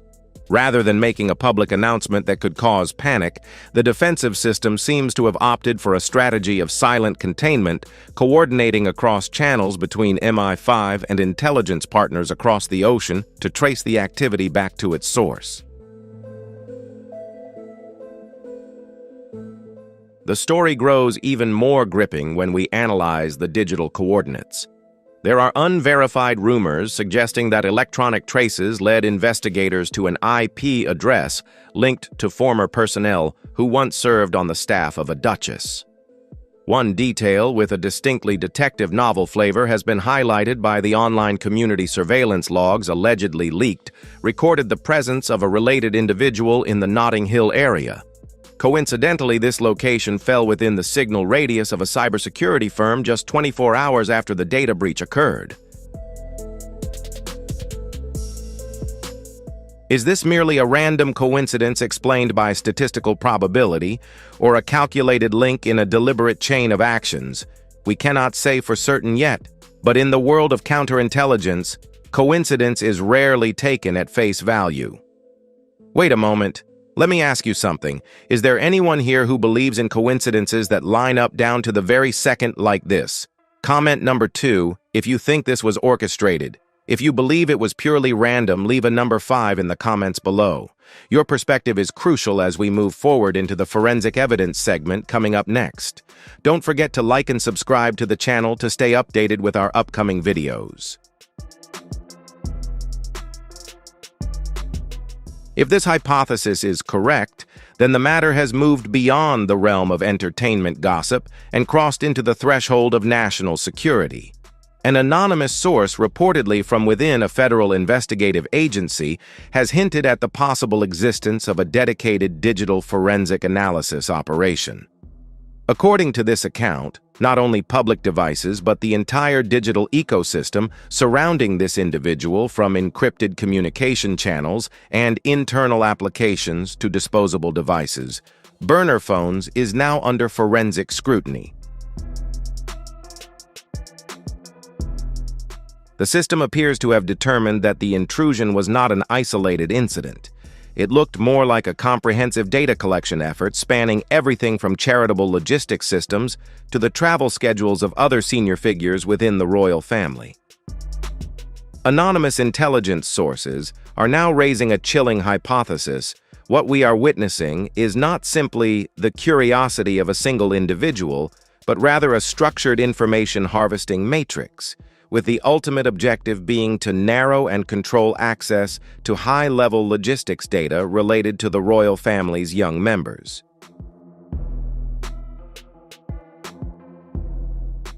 The severity of the situation reached a peak amid rumors that the UK's cyber threat response team, an entity typically activated only in the face of national-level terrorist plots, had quietly been brought in. In leaked redacted documents, although the identity of the central figure was obscured, the coded phrase, "a close partner in North America," appeared repeatedly more than 20 times, standing out as a dangerous variable in this security equation. Across the ocean, the Federal Bureau of Investigation, FBI, is reportedly believed to have expanded its scanning perimeter to the Montecito area. We are not talking about classic phone tapping, but the most advanced signal intelligence SIGINT measures analyzing data packets over Wi-Fi and using artificial intelligence AI to isolate voices from ambient noise. On July 1st, an independent digital forensic analyst known by the alias Digital Barrister released a startling finding. Data traces from this location indicated an abnormal and sudden spike in outbound traffic. The timing aligned perfectly down to the very second with the moment the security breach occurred in London. The hypothesis being raised is this was someone carrying out a large-scale data transmission right under the noses of the authorities. The tension truly escalated when a whistleblower revealed the existence of ambient audio recordings, a type of evidence that is legally permitted to be collected only under statutes governing foreign counterintelligence operations. Linguistic experts analyzing the recording concluded that it involved the use of dual-use language. What outwardly sounded like an ordinary PR discussion actually contained coded references to damage control and mentions of a master file designed with encryption to prevent reverse tracing. The tension truly erupted when a whistleblower revealed the existence of ambient audio recordings, a type of evidence that is legally permitted to be collected only under provisions governing foreign counterintelligence operations. Linguistic experts analyzing the recording concluded that it involved the use of dual-use language. What outwardly sounded like an ordinary PR discussion actually contained coded references to damage control and mentions of a master file designed with encryption to prevent reverse tracing. The situation grew even more gripping with the emergence of a memo titled Operation Mind Archive. This intelligence report highlighted 3 critical details: a sudden surge in encrypted calls just before H hour and repeated data transmissions to a suspicious IP address in Berlin, a location previously linked to past diplomatic leaks. And most alarming of all, an audio clip is said to contain an ultimatum-like statement: "If they want war, we will deliver the truth." Analysts believe this line implies that the data collection was not intended for immediate use, but rather to build an information arsenal designed to exert strategic pressure on the monarchy. Notably, the wording suggests a systematic fixation on the future monarch Princess Charlotte. The era of street corner speculation appears to be over, as observers now assess that the situation has escalated from a family dispute into a transnational security matrix. Leaked information suggests the emergence of an unprecedented cooperative mechanism between the FBI United States and its MI5 and MI6 counterparts. United Kingdom provisionally referred to as Operation Ivy. In internal security documents reportedly circulating, the central figure is no longer identified by name, but has instead been assigned the code name Subject Number 1. Buckingham Palace now appears to be facing not only media scrutiny, but also immense pressure demanding transparency over this alleged security vulnerability.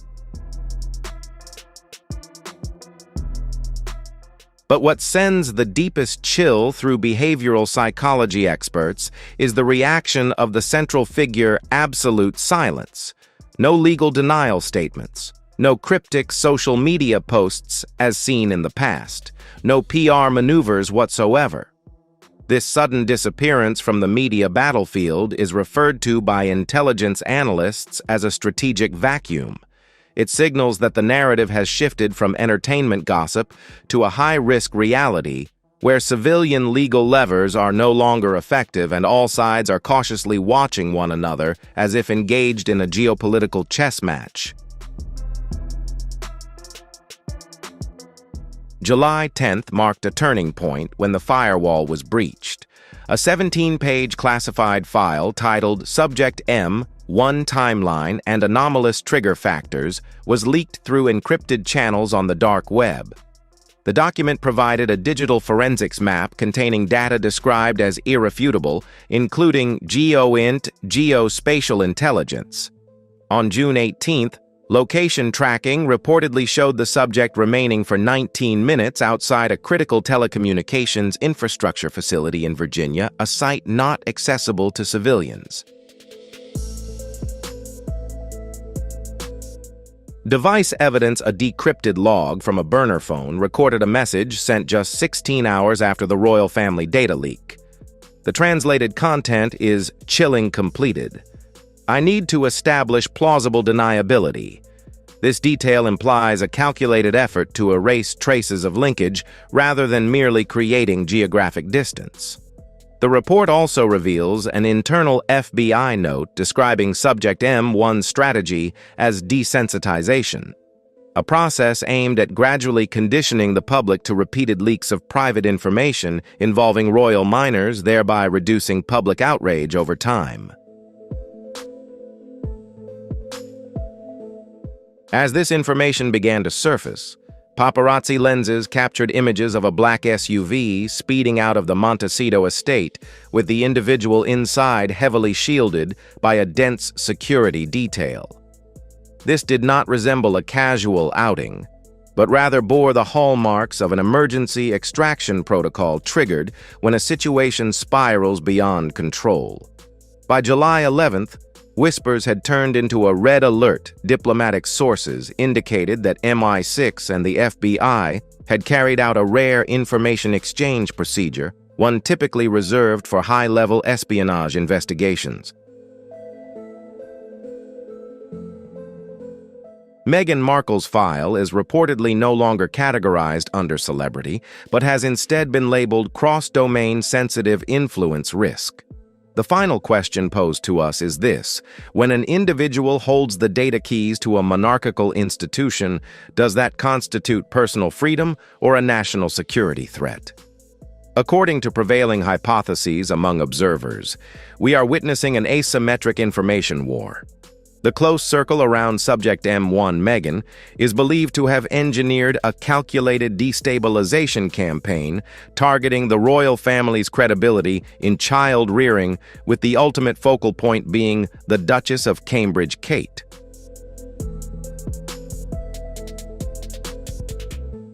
However, the atmosphere inside the palace has shifted. Leaked images show Kate leaving a high-level security meeting with an expression analysts describe as a steely composure. Internal sources confirm that she has moved from passive defense to legal counteroffensive mode. This is no longer about image management, but the instinct of a mother prepared to expose her opponent in order to establish an absolute safety zone for Princess Charlotte. However, the atmosphere inside the palace has indeed changed as leaked images once again capture Kate departing a top-tier security briefing with that same unmistakably cold, resolute demeanor.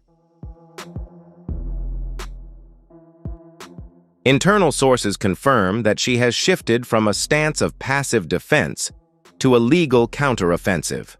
This is no longer about preserving public image, but the instinct of a mother prepared to expose her adversary in order to establish an absolute safety zone for Princess Charlotte.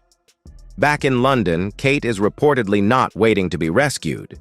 She is said to be quietly compiling a forensic chronicle, a comprehensive collection of digital evidence documenting the attacks dating back to 2021.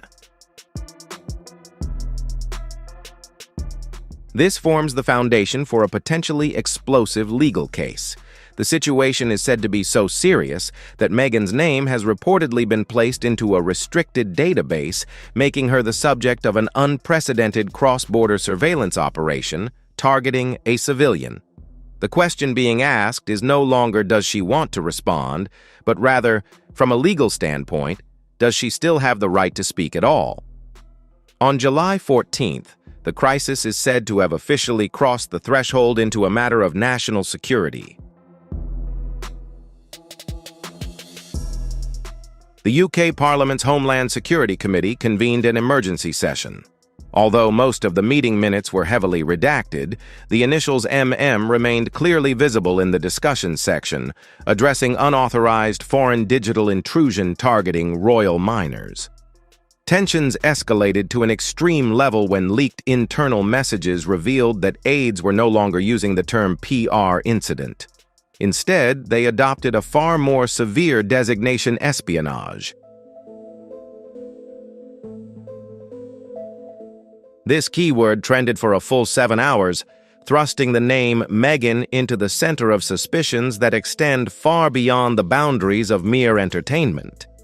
According to rapidly spreading chatter across closed military forums, a startling hypothesis has emerged. Could this figure have been operating within the gray zone of a passive surveillance process for as long as 3 weeks before the story broke? Some images allegedly leaked from authorities, though still unverified, have even hinted that she was classified as a person of interest in connection with security protocols protecting royal minors. While variable M1 stands at the eye of the storm of suspicion, variable H Prince Harry has been making a series of deeply perplexing moves. He completely vanished from the U.S. media radar, only to be unexpectedly seen quietly boarding a private flight to Zurich, Switzerland. No wife, no children, no royal security detail.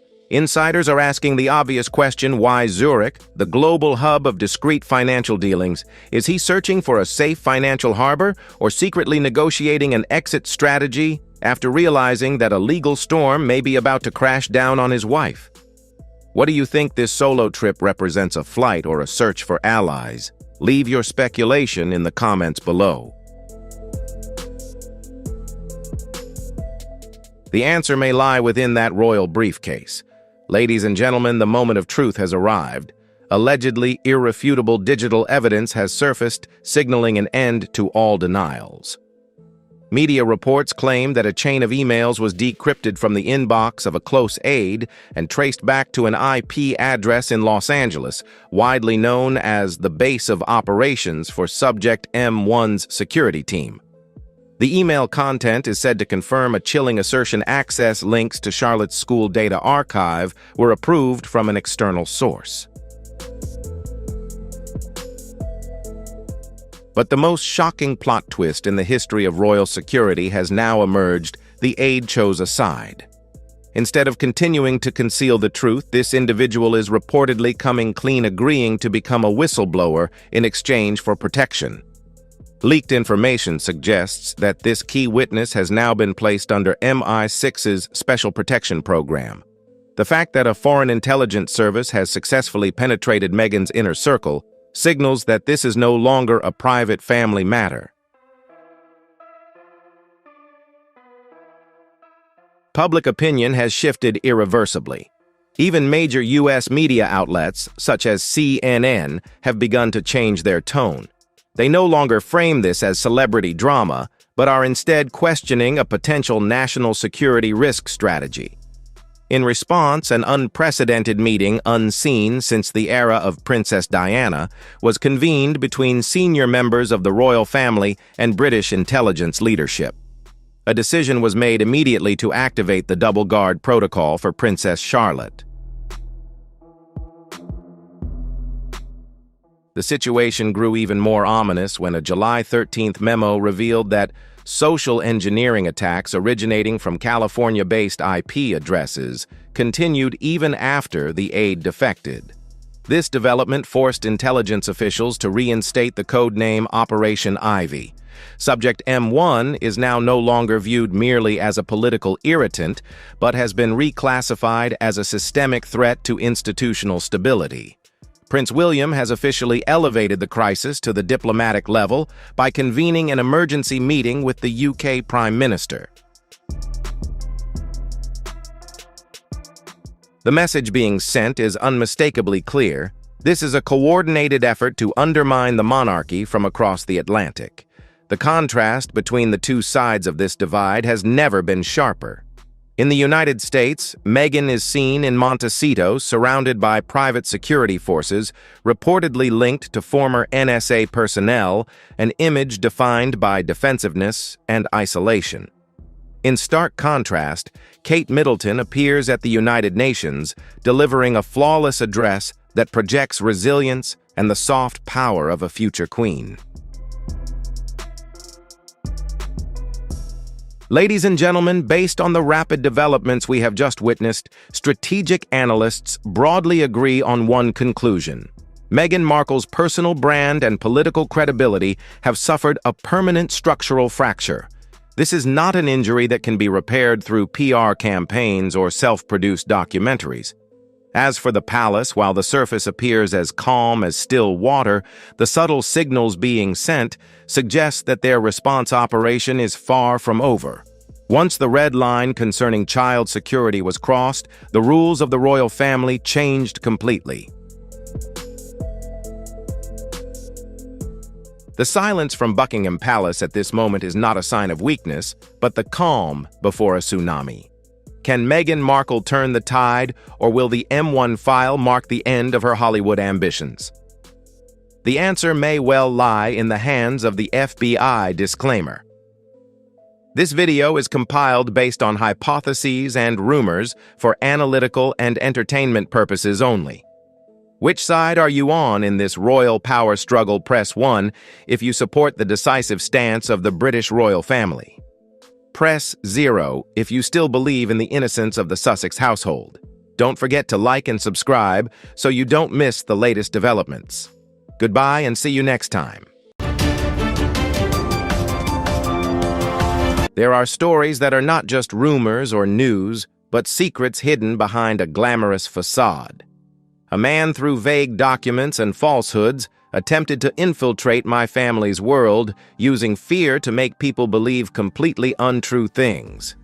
Sensational accusations against the royal family were made, causing my loved ones, especially my mother, to face constant paranoia.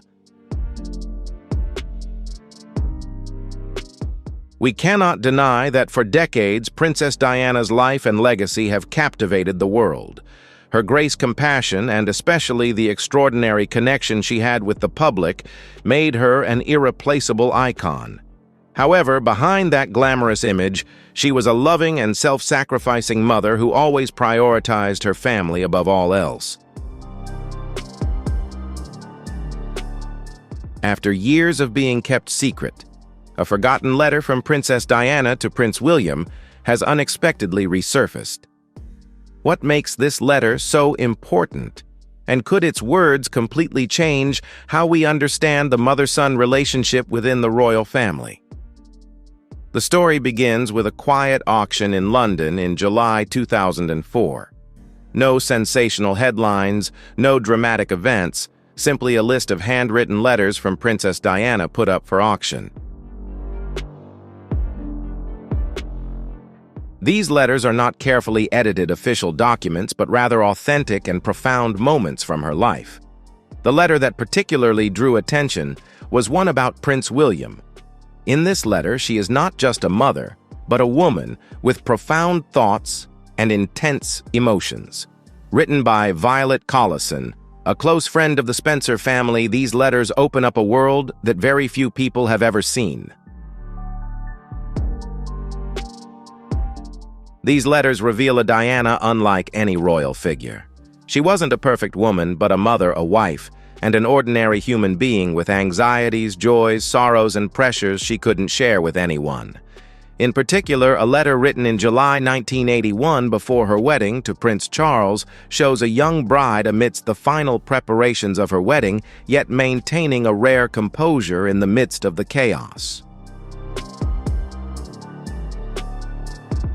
The words in this letter are a clear testament to the inner strength she had to maintain through all the trials. Could these letters reveal things we never knew about Princess Diana? And why are there secrets that the world has waited until now to be revealed? The story doesn't end here, and the question remains, are these secrets really that important, or are they just small pieces in a more complex picture of royalty? There are letters that are more than just words. They are the imprints of a mother, the thoughts hidden within the lines. Princess Diana was always a symbol of compassion and closeness to the public, but her handwritten letters reveal a much deeper side. Over time, the tone in those letters changed, from the excitement of a young princess to anxiety, disappointment, and boundless devotion to her children. These letters are not simply personal notes. They are heartfelt expressions of unconditional love messages about the happiness and future of Prince William and Harry. However, what makes them extraordinary is not just what Diana wrote, but the subtle emotions behind each word. These are quiet, private moments far removed from the spotlight of the media, yet they reveal the deepest truth about the mother Diana was.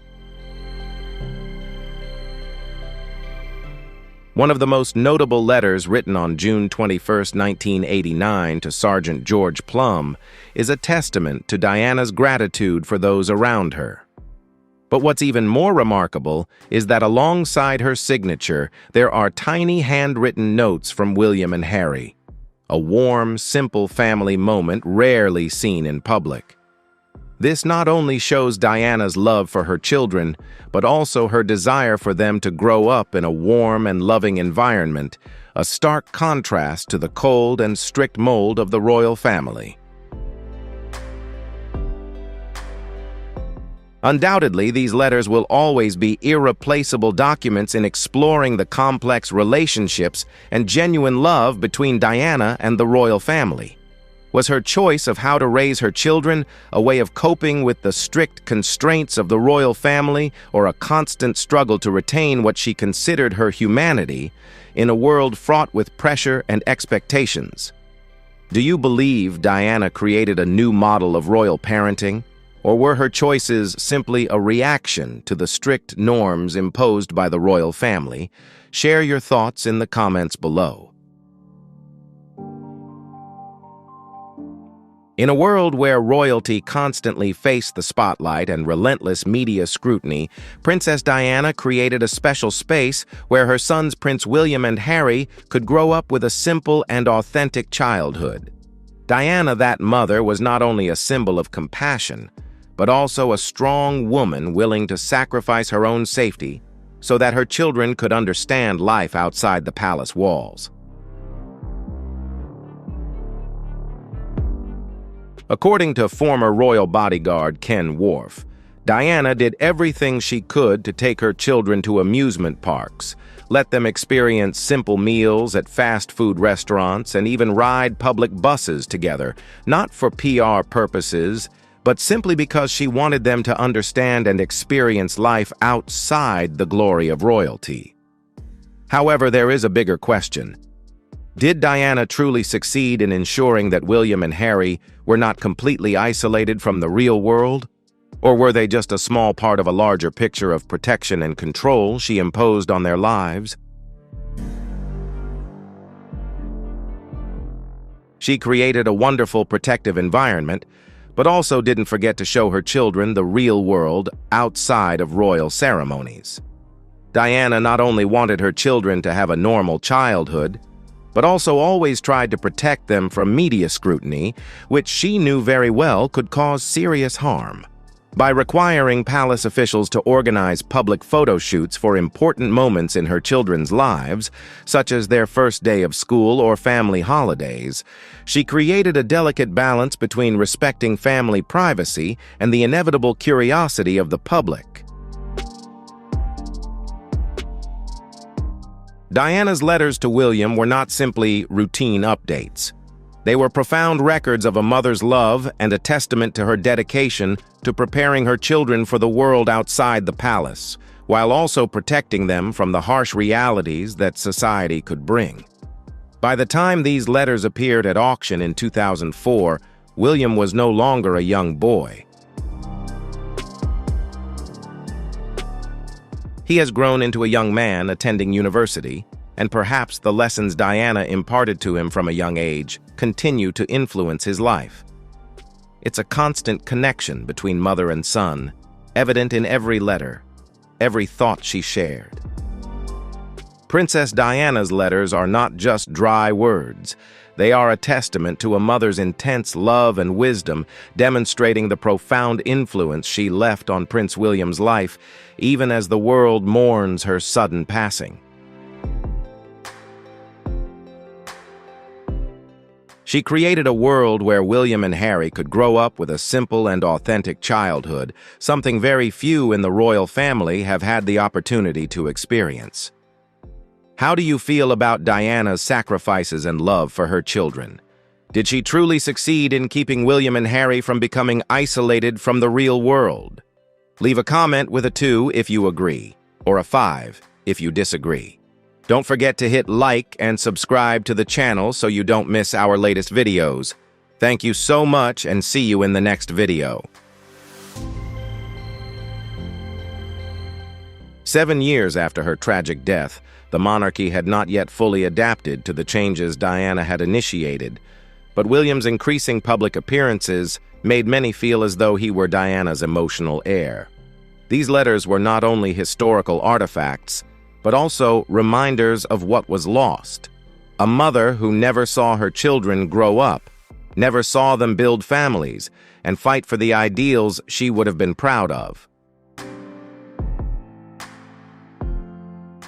Diana never lived to see William and Harry become the men she had envisioned, but through her handwritten notes, her voice lives on. Not in polished speeches or formal appearances, but in sincere, warm, and loving words. This transformed the auction of her letters into a profoundly meaningful event, allowing the world to feel Diana's presence again, even though she is no longer here.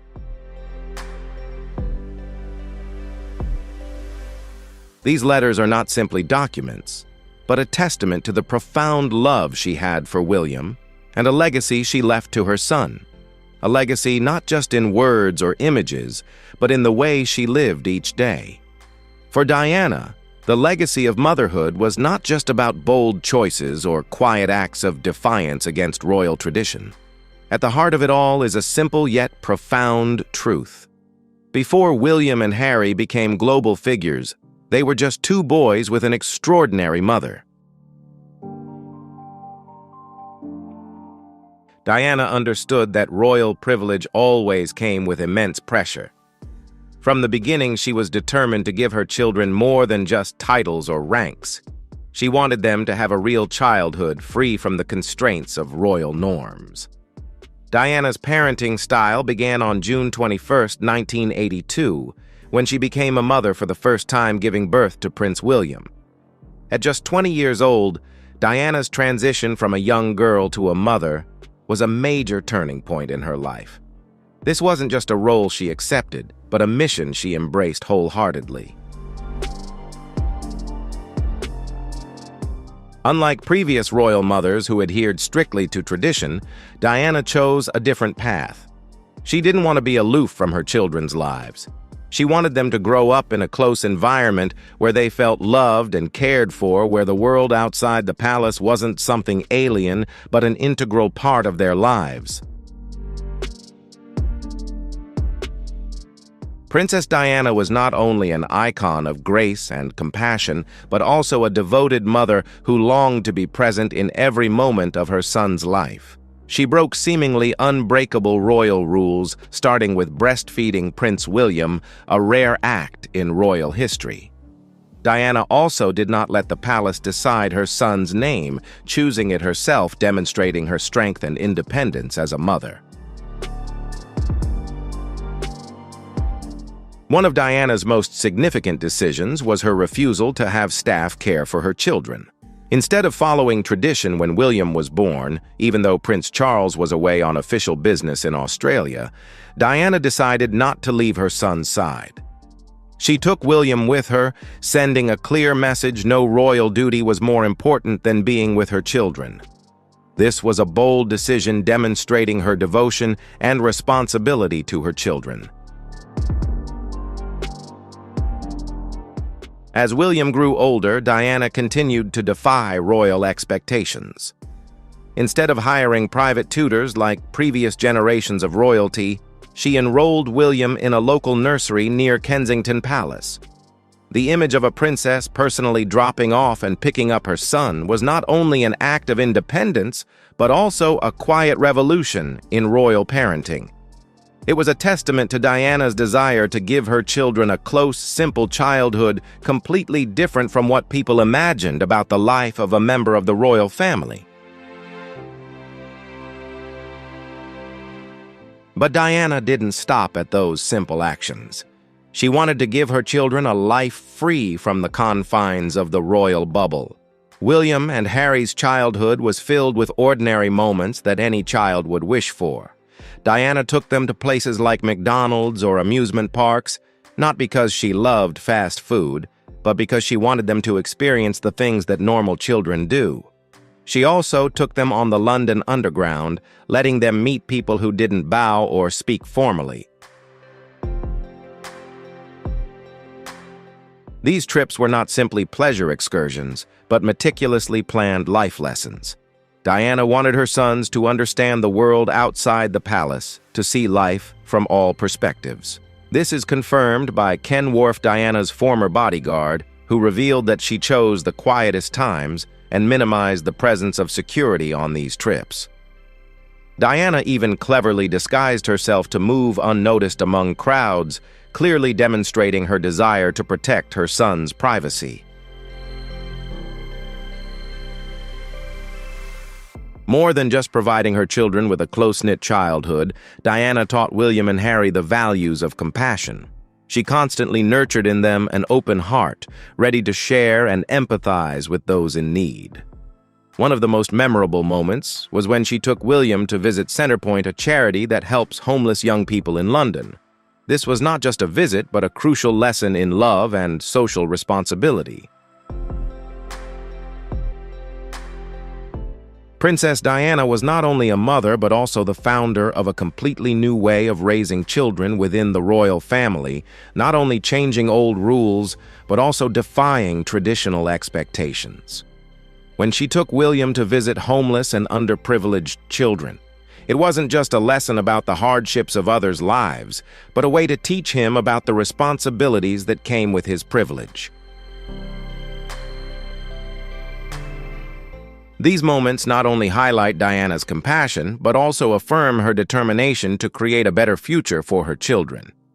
She not only taught them love, but also helped them understand the importance of facing the real world, a world beyond the palace walls. Diana not only changed the way children were raised in the royal family, but redefined the very concept. The relationship between her and her sons was not just that of a mother and her children, but a deep, unbreakable bond. Throughout the early 1990s, as her marriage to Prince Charles crumbled and the world witnessed the collapse of their relationship, Diana found her only anchor in the place where she placed her unwavering faith, her two sons. Amidst the chaos of royal life, the relentless media speculation, personal pain, and political intrigues within the palace, Diana devoted all her energy to raising and protecting her sons from the turmoil around them. Diana understood that under public scrutiny, raising children was not just a responsibility but a constant struggle. She chose schools that not only offered quality education, but also protected her children's privacy and mental well-being. Diana didn't simply hand her children over to the school and hope everything would be all right. She was directly involved in William and Harry's school life, participating in school events and attending every sports day. The thank you letters she wrote to school staff, these small but heartfelt gestures, further highlighted her dedication to motherhood, a role more important than anything else. When Diana and Charles officially separated in 1992, things became more difficult than ever. But Diana didn't let this change affect her parenting. Despite the constant scrutiny surrounding her royal life, Diana remained deeply involved in her children's daily lives. By 1995, when she gave her famous interview to journalist Martin Bashir, the world had witnessed the undeniable cracks in royal life. But Diana's priorities remained clear. She always put her sons first. In that interview, Diana candidly shared her desire to raise her children with kindness, love, and resilience, emphasizing the importance of emotional intelligence over adherence to royal protocol. It was a powerful moment when a princess placed humanity above all rules and traditions. Shortly afterward, Queen Elizabeth II urged Diana to finalize her divorce, marking a significant turning point in the royal family. Diana, despite facing numerous challenges in her royal life, found strength in her sons. Although she felt isolated, her voice unheard, and constantly pushed aside, William and Harry were always a solid support system, helping her weather the storms of life. When her marriage to Prince Charles ended, she faced personal pain and media pressure, but nothing could shake her devotion and love for her children. After her divorce was finalized in 1996, Diana not only lost her title as princess, but also faced a profound change in her personal life. She no longer held a royal title, and by protocol would one day have to bow to her own sons. This devastated Diana not for political or power reasons, but for something deeply personal. She was no longer recognized in the way she had been accustomed to her entire life. However, when she shared this worry with William, his response brought her more comfort than ever. William, only 14 at the time, said, "Don't worry, Mother. One day when I become king, I will repay you." Although William never publicly acknowledged this story, these words reveal the deep love and respect between mother and son. After leaving the monarchy, Diana found strength not only in her personal ideals, but also in the charitable work she undertook. From homelessness to raising awareness about HIV and the fight against landmines, Diana dedicated herself tirelessly to the issues she believed in. No longer representing the monarchy, she began to represent her own values, where love, compassion, and justice played a central role. Diana also continuously sent heartfelt letters to friends, staff, and supporters. These letters not only reflected her thoughts on social issues, but also served as notes about her sons. She wrote about William's kindness, Harry's dynamism, and her hopes for their future. While Diana knew she couldn't control her sons' futures, she ensured that through love and devotion, she instilled in them qualities no royal system could fully provide: empathy, courage, and the strength to become true men. Diana's parenting style wasn't a royal duty or a part of tradition. For her, it was about being fully present, listening and loving genuinely, consistently, and wholeheartedly. Diana was more than just a mother. She was a mother who always made time for her children no matter how difficult life got. Every night, she rocked William and Harry to sleep. Every day, she wrote them letters, and most importantly, she always told the truth, even when it was challenging. This is how she nurtured not only their bodies, but also their souls, helping them grow in an environment full of love and understanding. In 1992, the official separation of Diana and Prince Charles was not only a milestone in royal life, but also a crucial turning point in Diana's life. Although no longer living with Charles, she never let it affect her responsibilities as a mother. Diana always put William and Harry first, and during this turbulent period, she became even more dedicated to protecting their spirits and helping them navigate the difficulties that royal life and the separation brought. When William was just 10 and Harry 8, the need for family stability became increasingly urgent. Diana understood that this was a time when her love and attention would help her children thrive regardless of the changes around them. During these months, Diana managed their daily lives directly involved in their studies and weekend plans. As the royal marriage crumbled, Diana began to be more open about her personal struggles, one of the most shocking moments being on June 29, 1994, when Charles publicly admitted his infidelity. Less than a year later, on November 20th, 1995, Diana responded in her own way through a shocking interview on the show, Panorama of the BBC. In the 38-minute interview, she candidly shared about the challenges of royal life, her struggles with mental health, and her profound feelings of loneliness. However, what moved the public most was not the revelations about Diana's private life, but her heartfelt words about her children.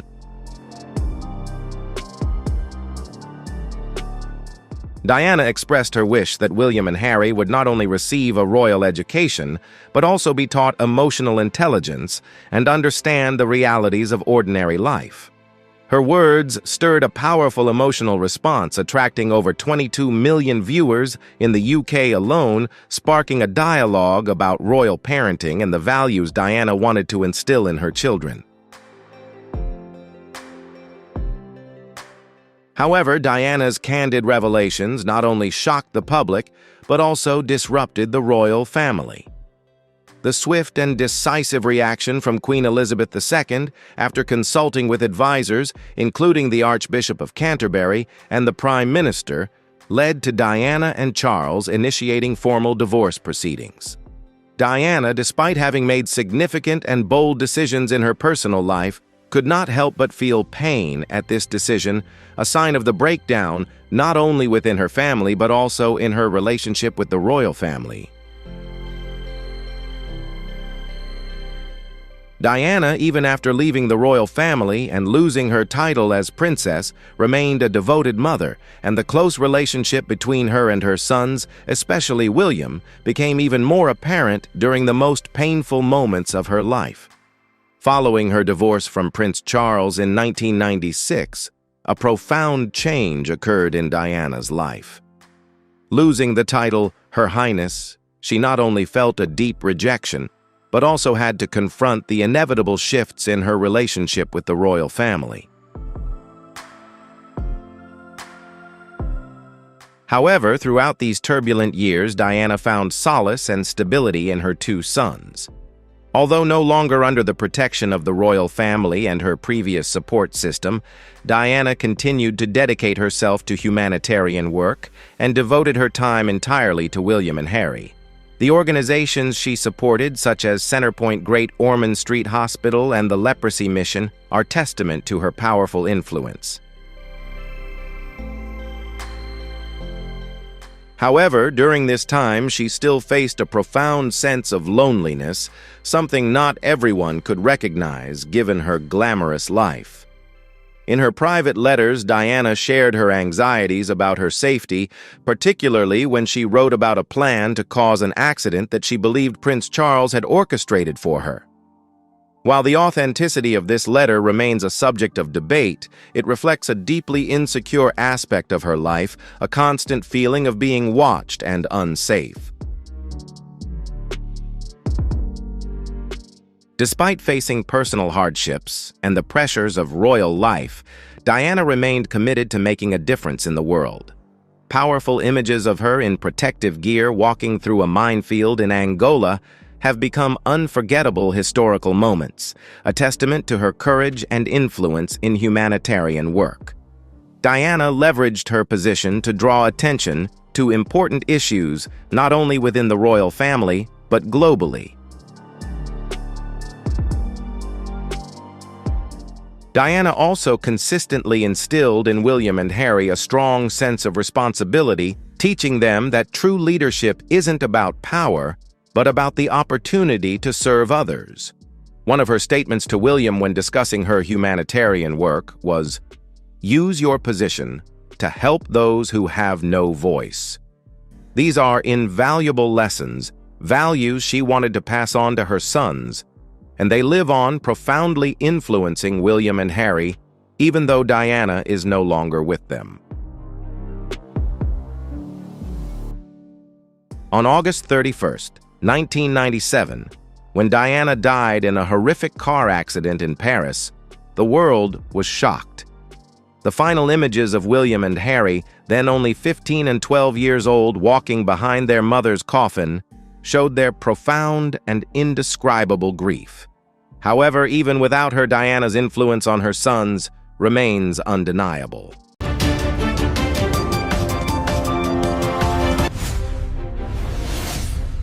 I am deeply aware of the burden of heritage as well as the price to be paid for the survival of the dynasty. Those echoes, if uttered in a sublime context, would reverberate like thunder through the ancient corridors of power. Imagine a scenario where millennia-old protocols are overturned. In this hypothetical model, the position of the person beside the throne, a seemingly untouchable position, suddenly becomes a variable to be discarded. The head of the monarchy, with a somber yet sharp tone like a surgical knife, made a decisive move to protect the system's survival. In that tense atmosphere, body language spoke louder than 1,000 words. The heir to the throne and his partner, representatives of the system's future, unconsciously clasped hands. It was not just a handshake, but the forging of a new alliance in the face of the collapse of the old order. They understood that when a major piece moved, the chessboard was forever changed. But what motivation could have triggered such a fierce defense mechanism from someone who had patiently waited for 7 decades?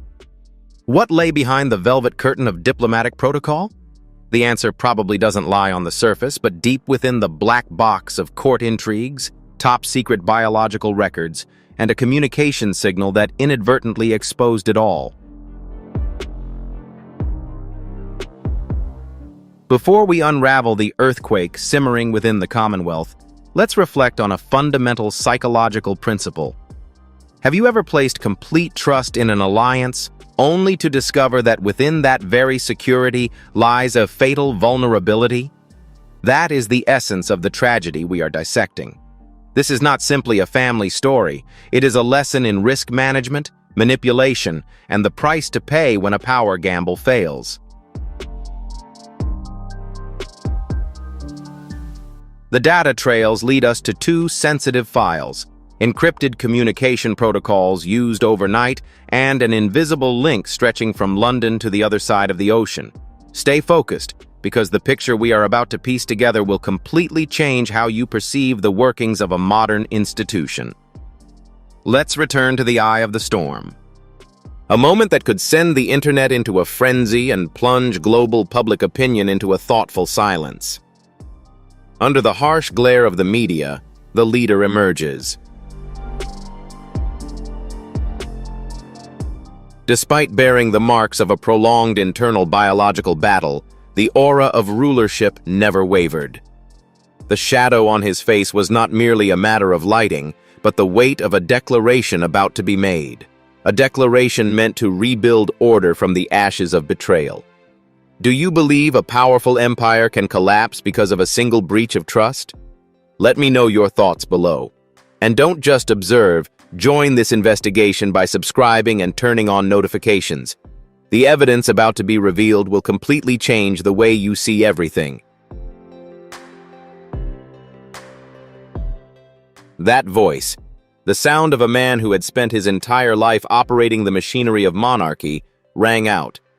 But this time, the command was not issued to preserve, but to terminate. I abdicate. Those two words, like a deactivation kill code, instantly threw the entire media system into overload. Cameras trembled, and chaos erupted in silence as millions of mobile devices vibrated simultaneously. This was not a repetition of Edward VIII's abdication for love. This was a rupture in the very process of succession itself. But the script did not end there. A master strategist always saves the most decisive move for the final moment. The leader's gaze shifted, cold as tempered steel, locking onto the figure standing in the position of queen. Clad in an emerald ceremonial gown, a symbol of royal stability and composure, she was awaiting a smooth transfer of power to the next generation. She had prepared herself for the role of a dignified supporter, but the system did not execute according to that programming. What followed was a direct attack on the existing power structure, stripping away all titles and privileges. The entire room reeled. Even those trained in emotional control, like the young heir, couldn't hide their shock at this sudden shift in course. The accusation wasn't about sentiment, but about a serious violation of data integrity. The hypothesis here is a high-level manipulation conspiracy, interfering with biometric records and manipulating medical diagnoses to control the leader when they are at their weakest.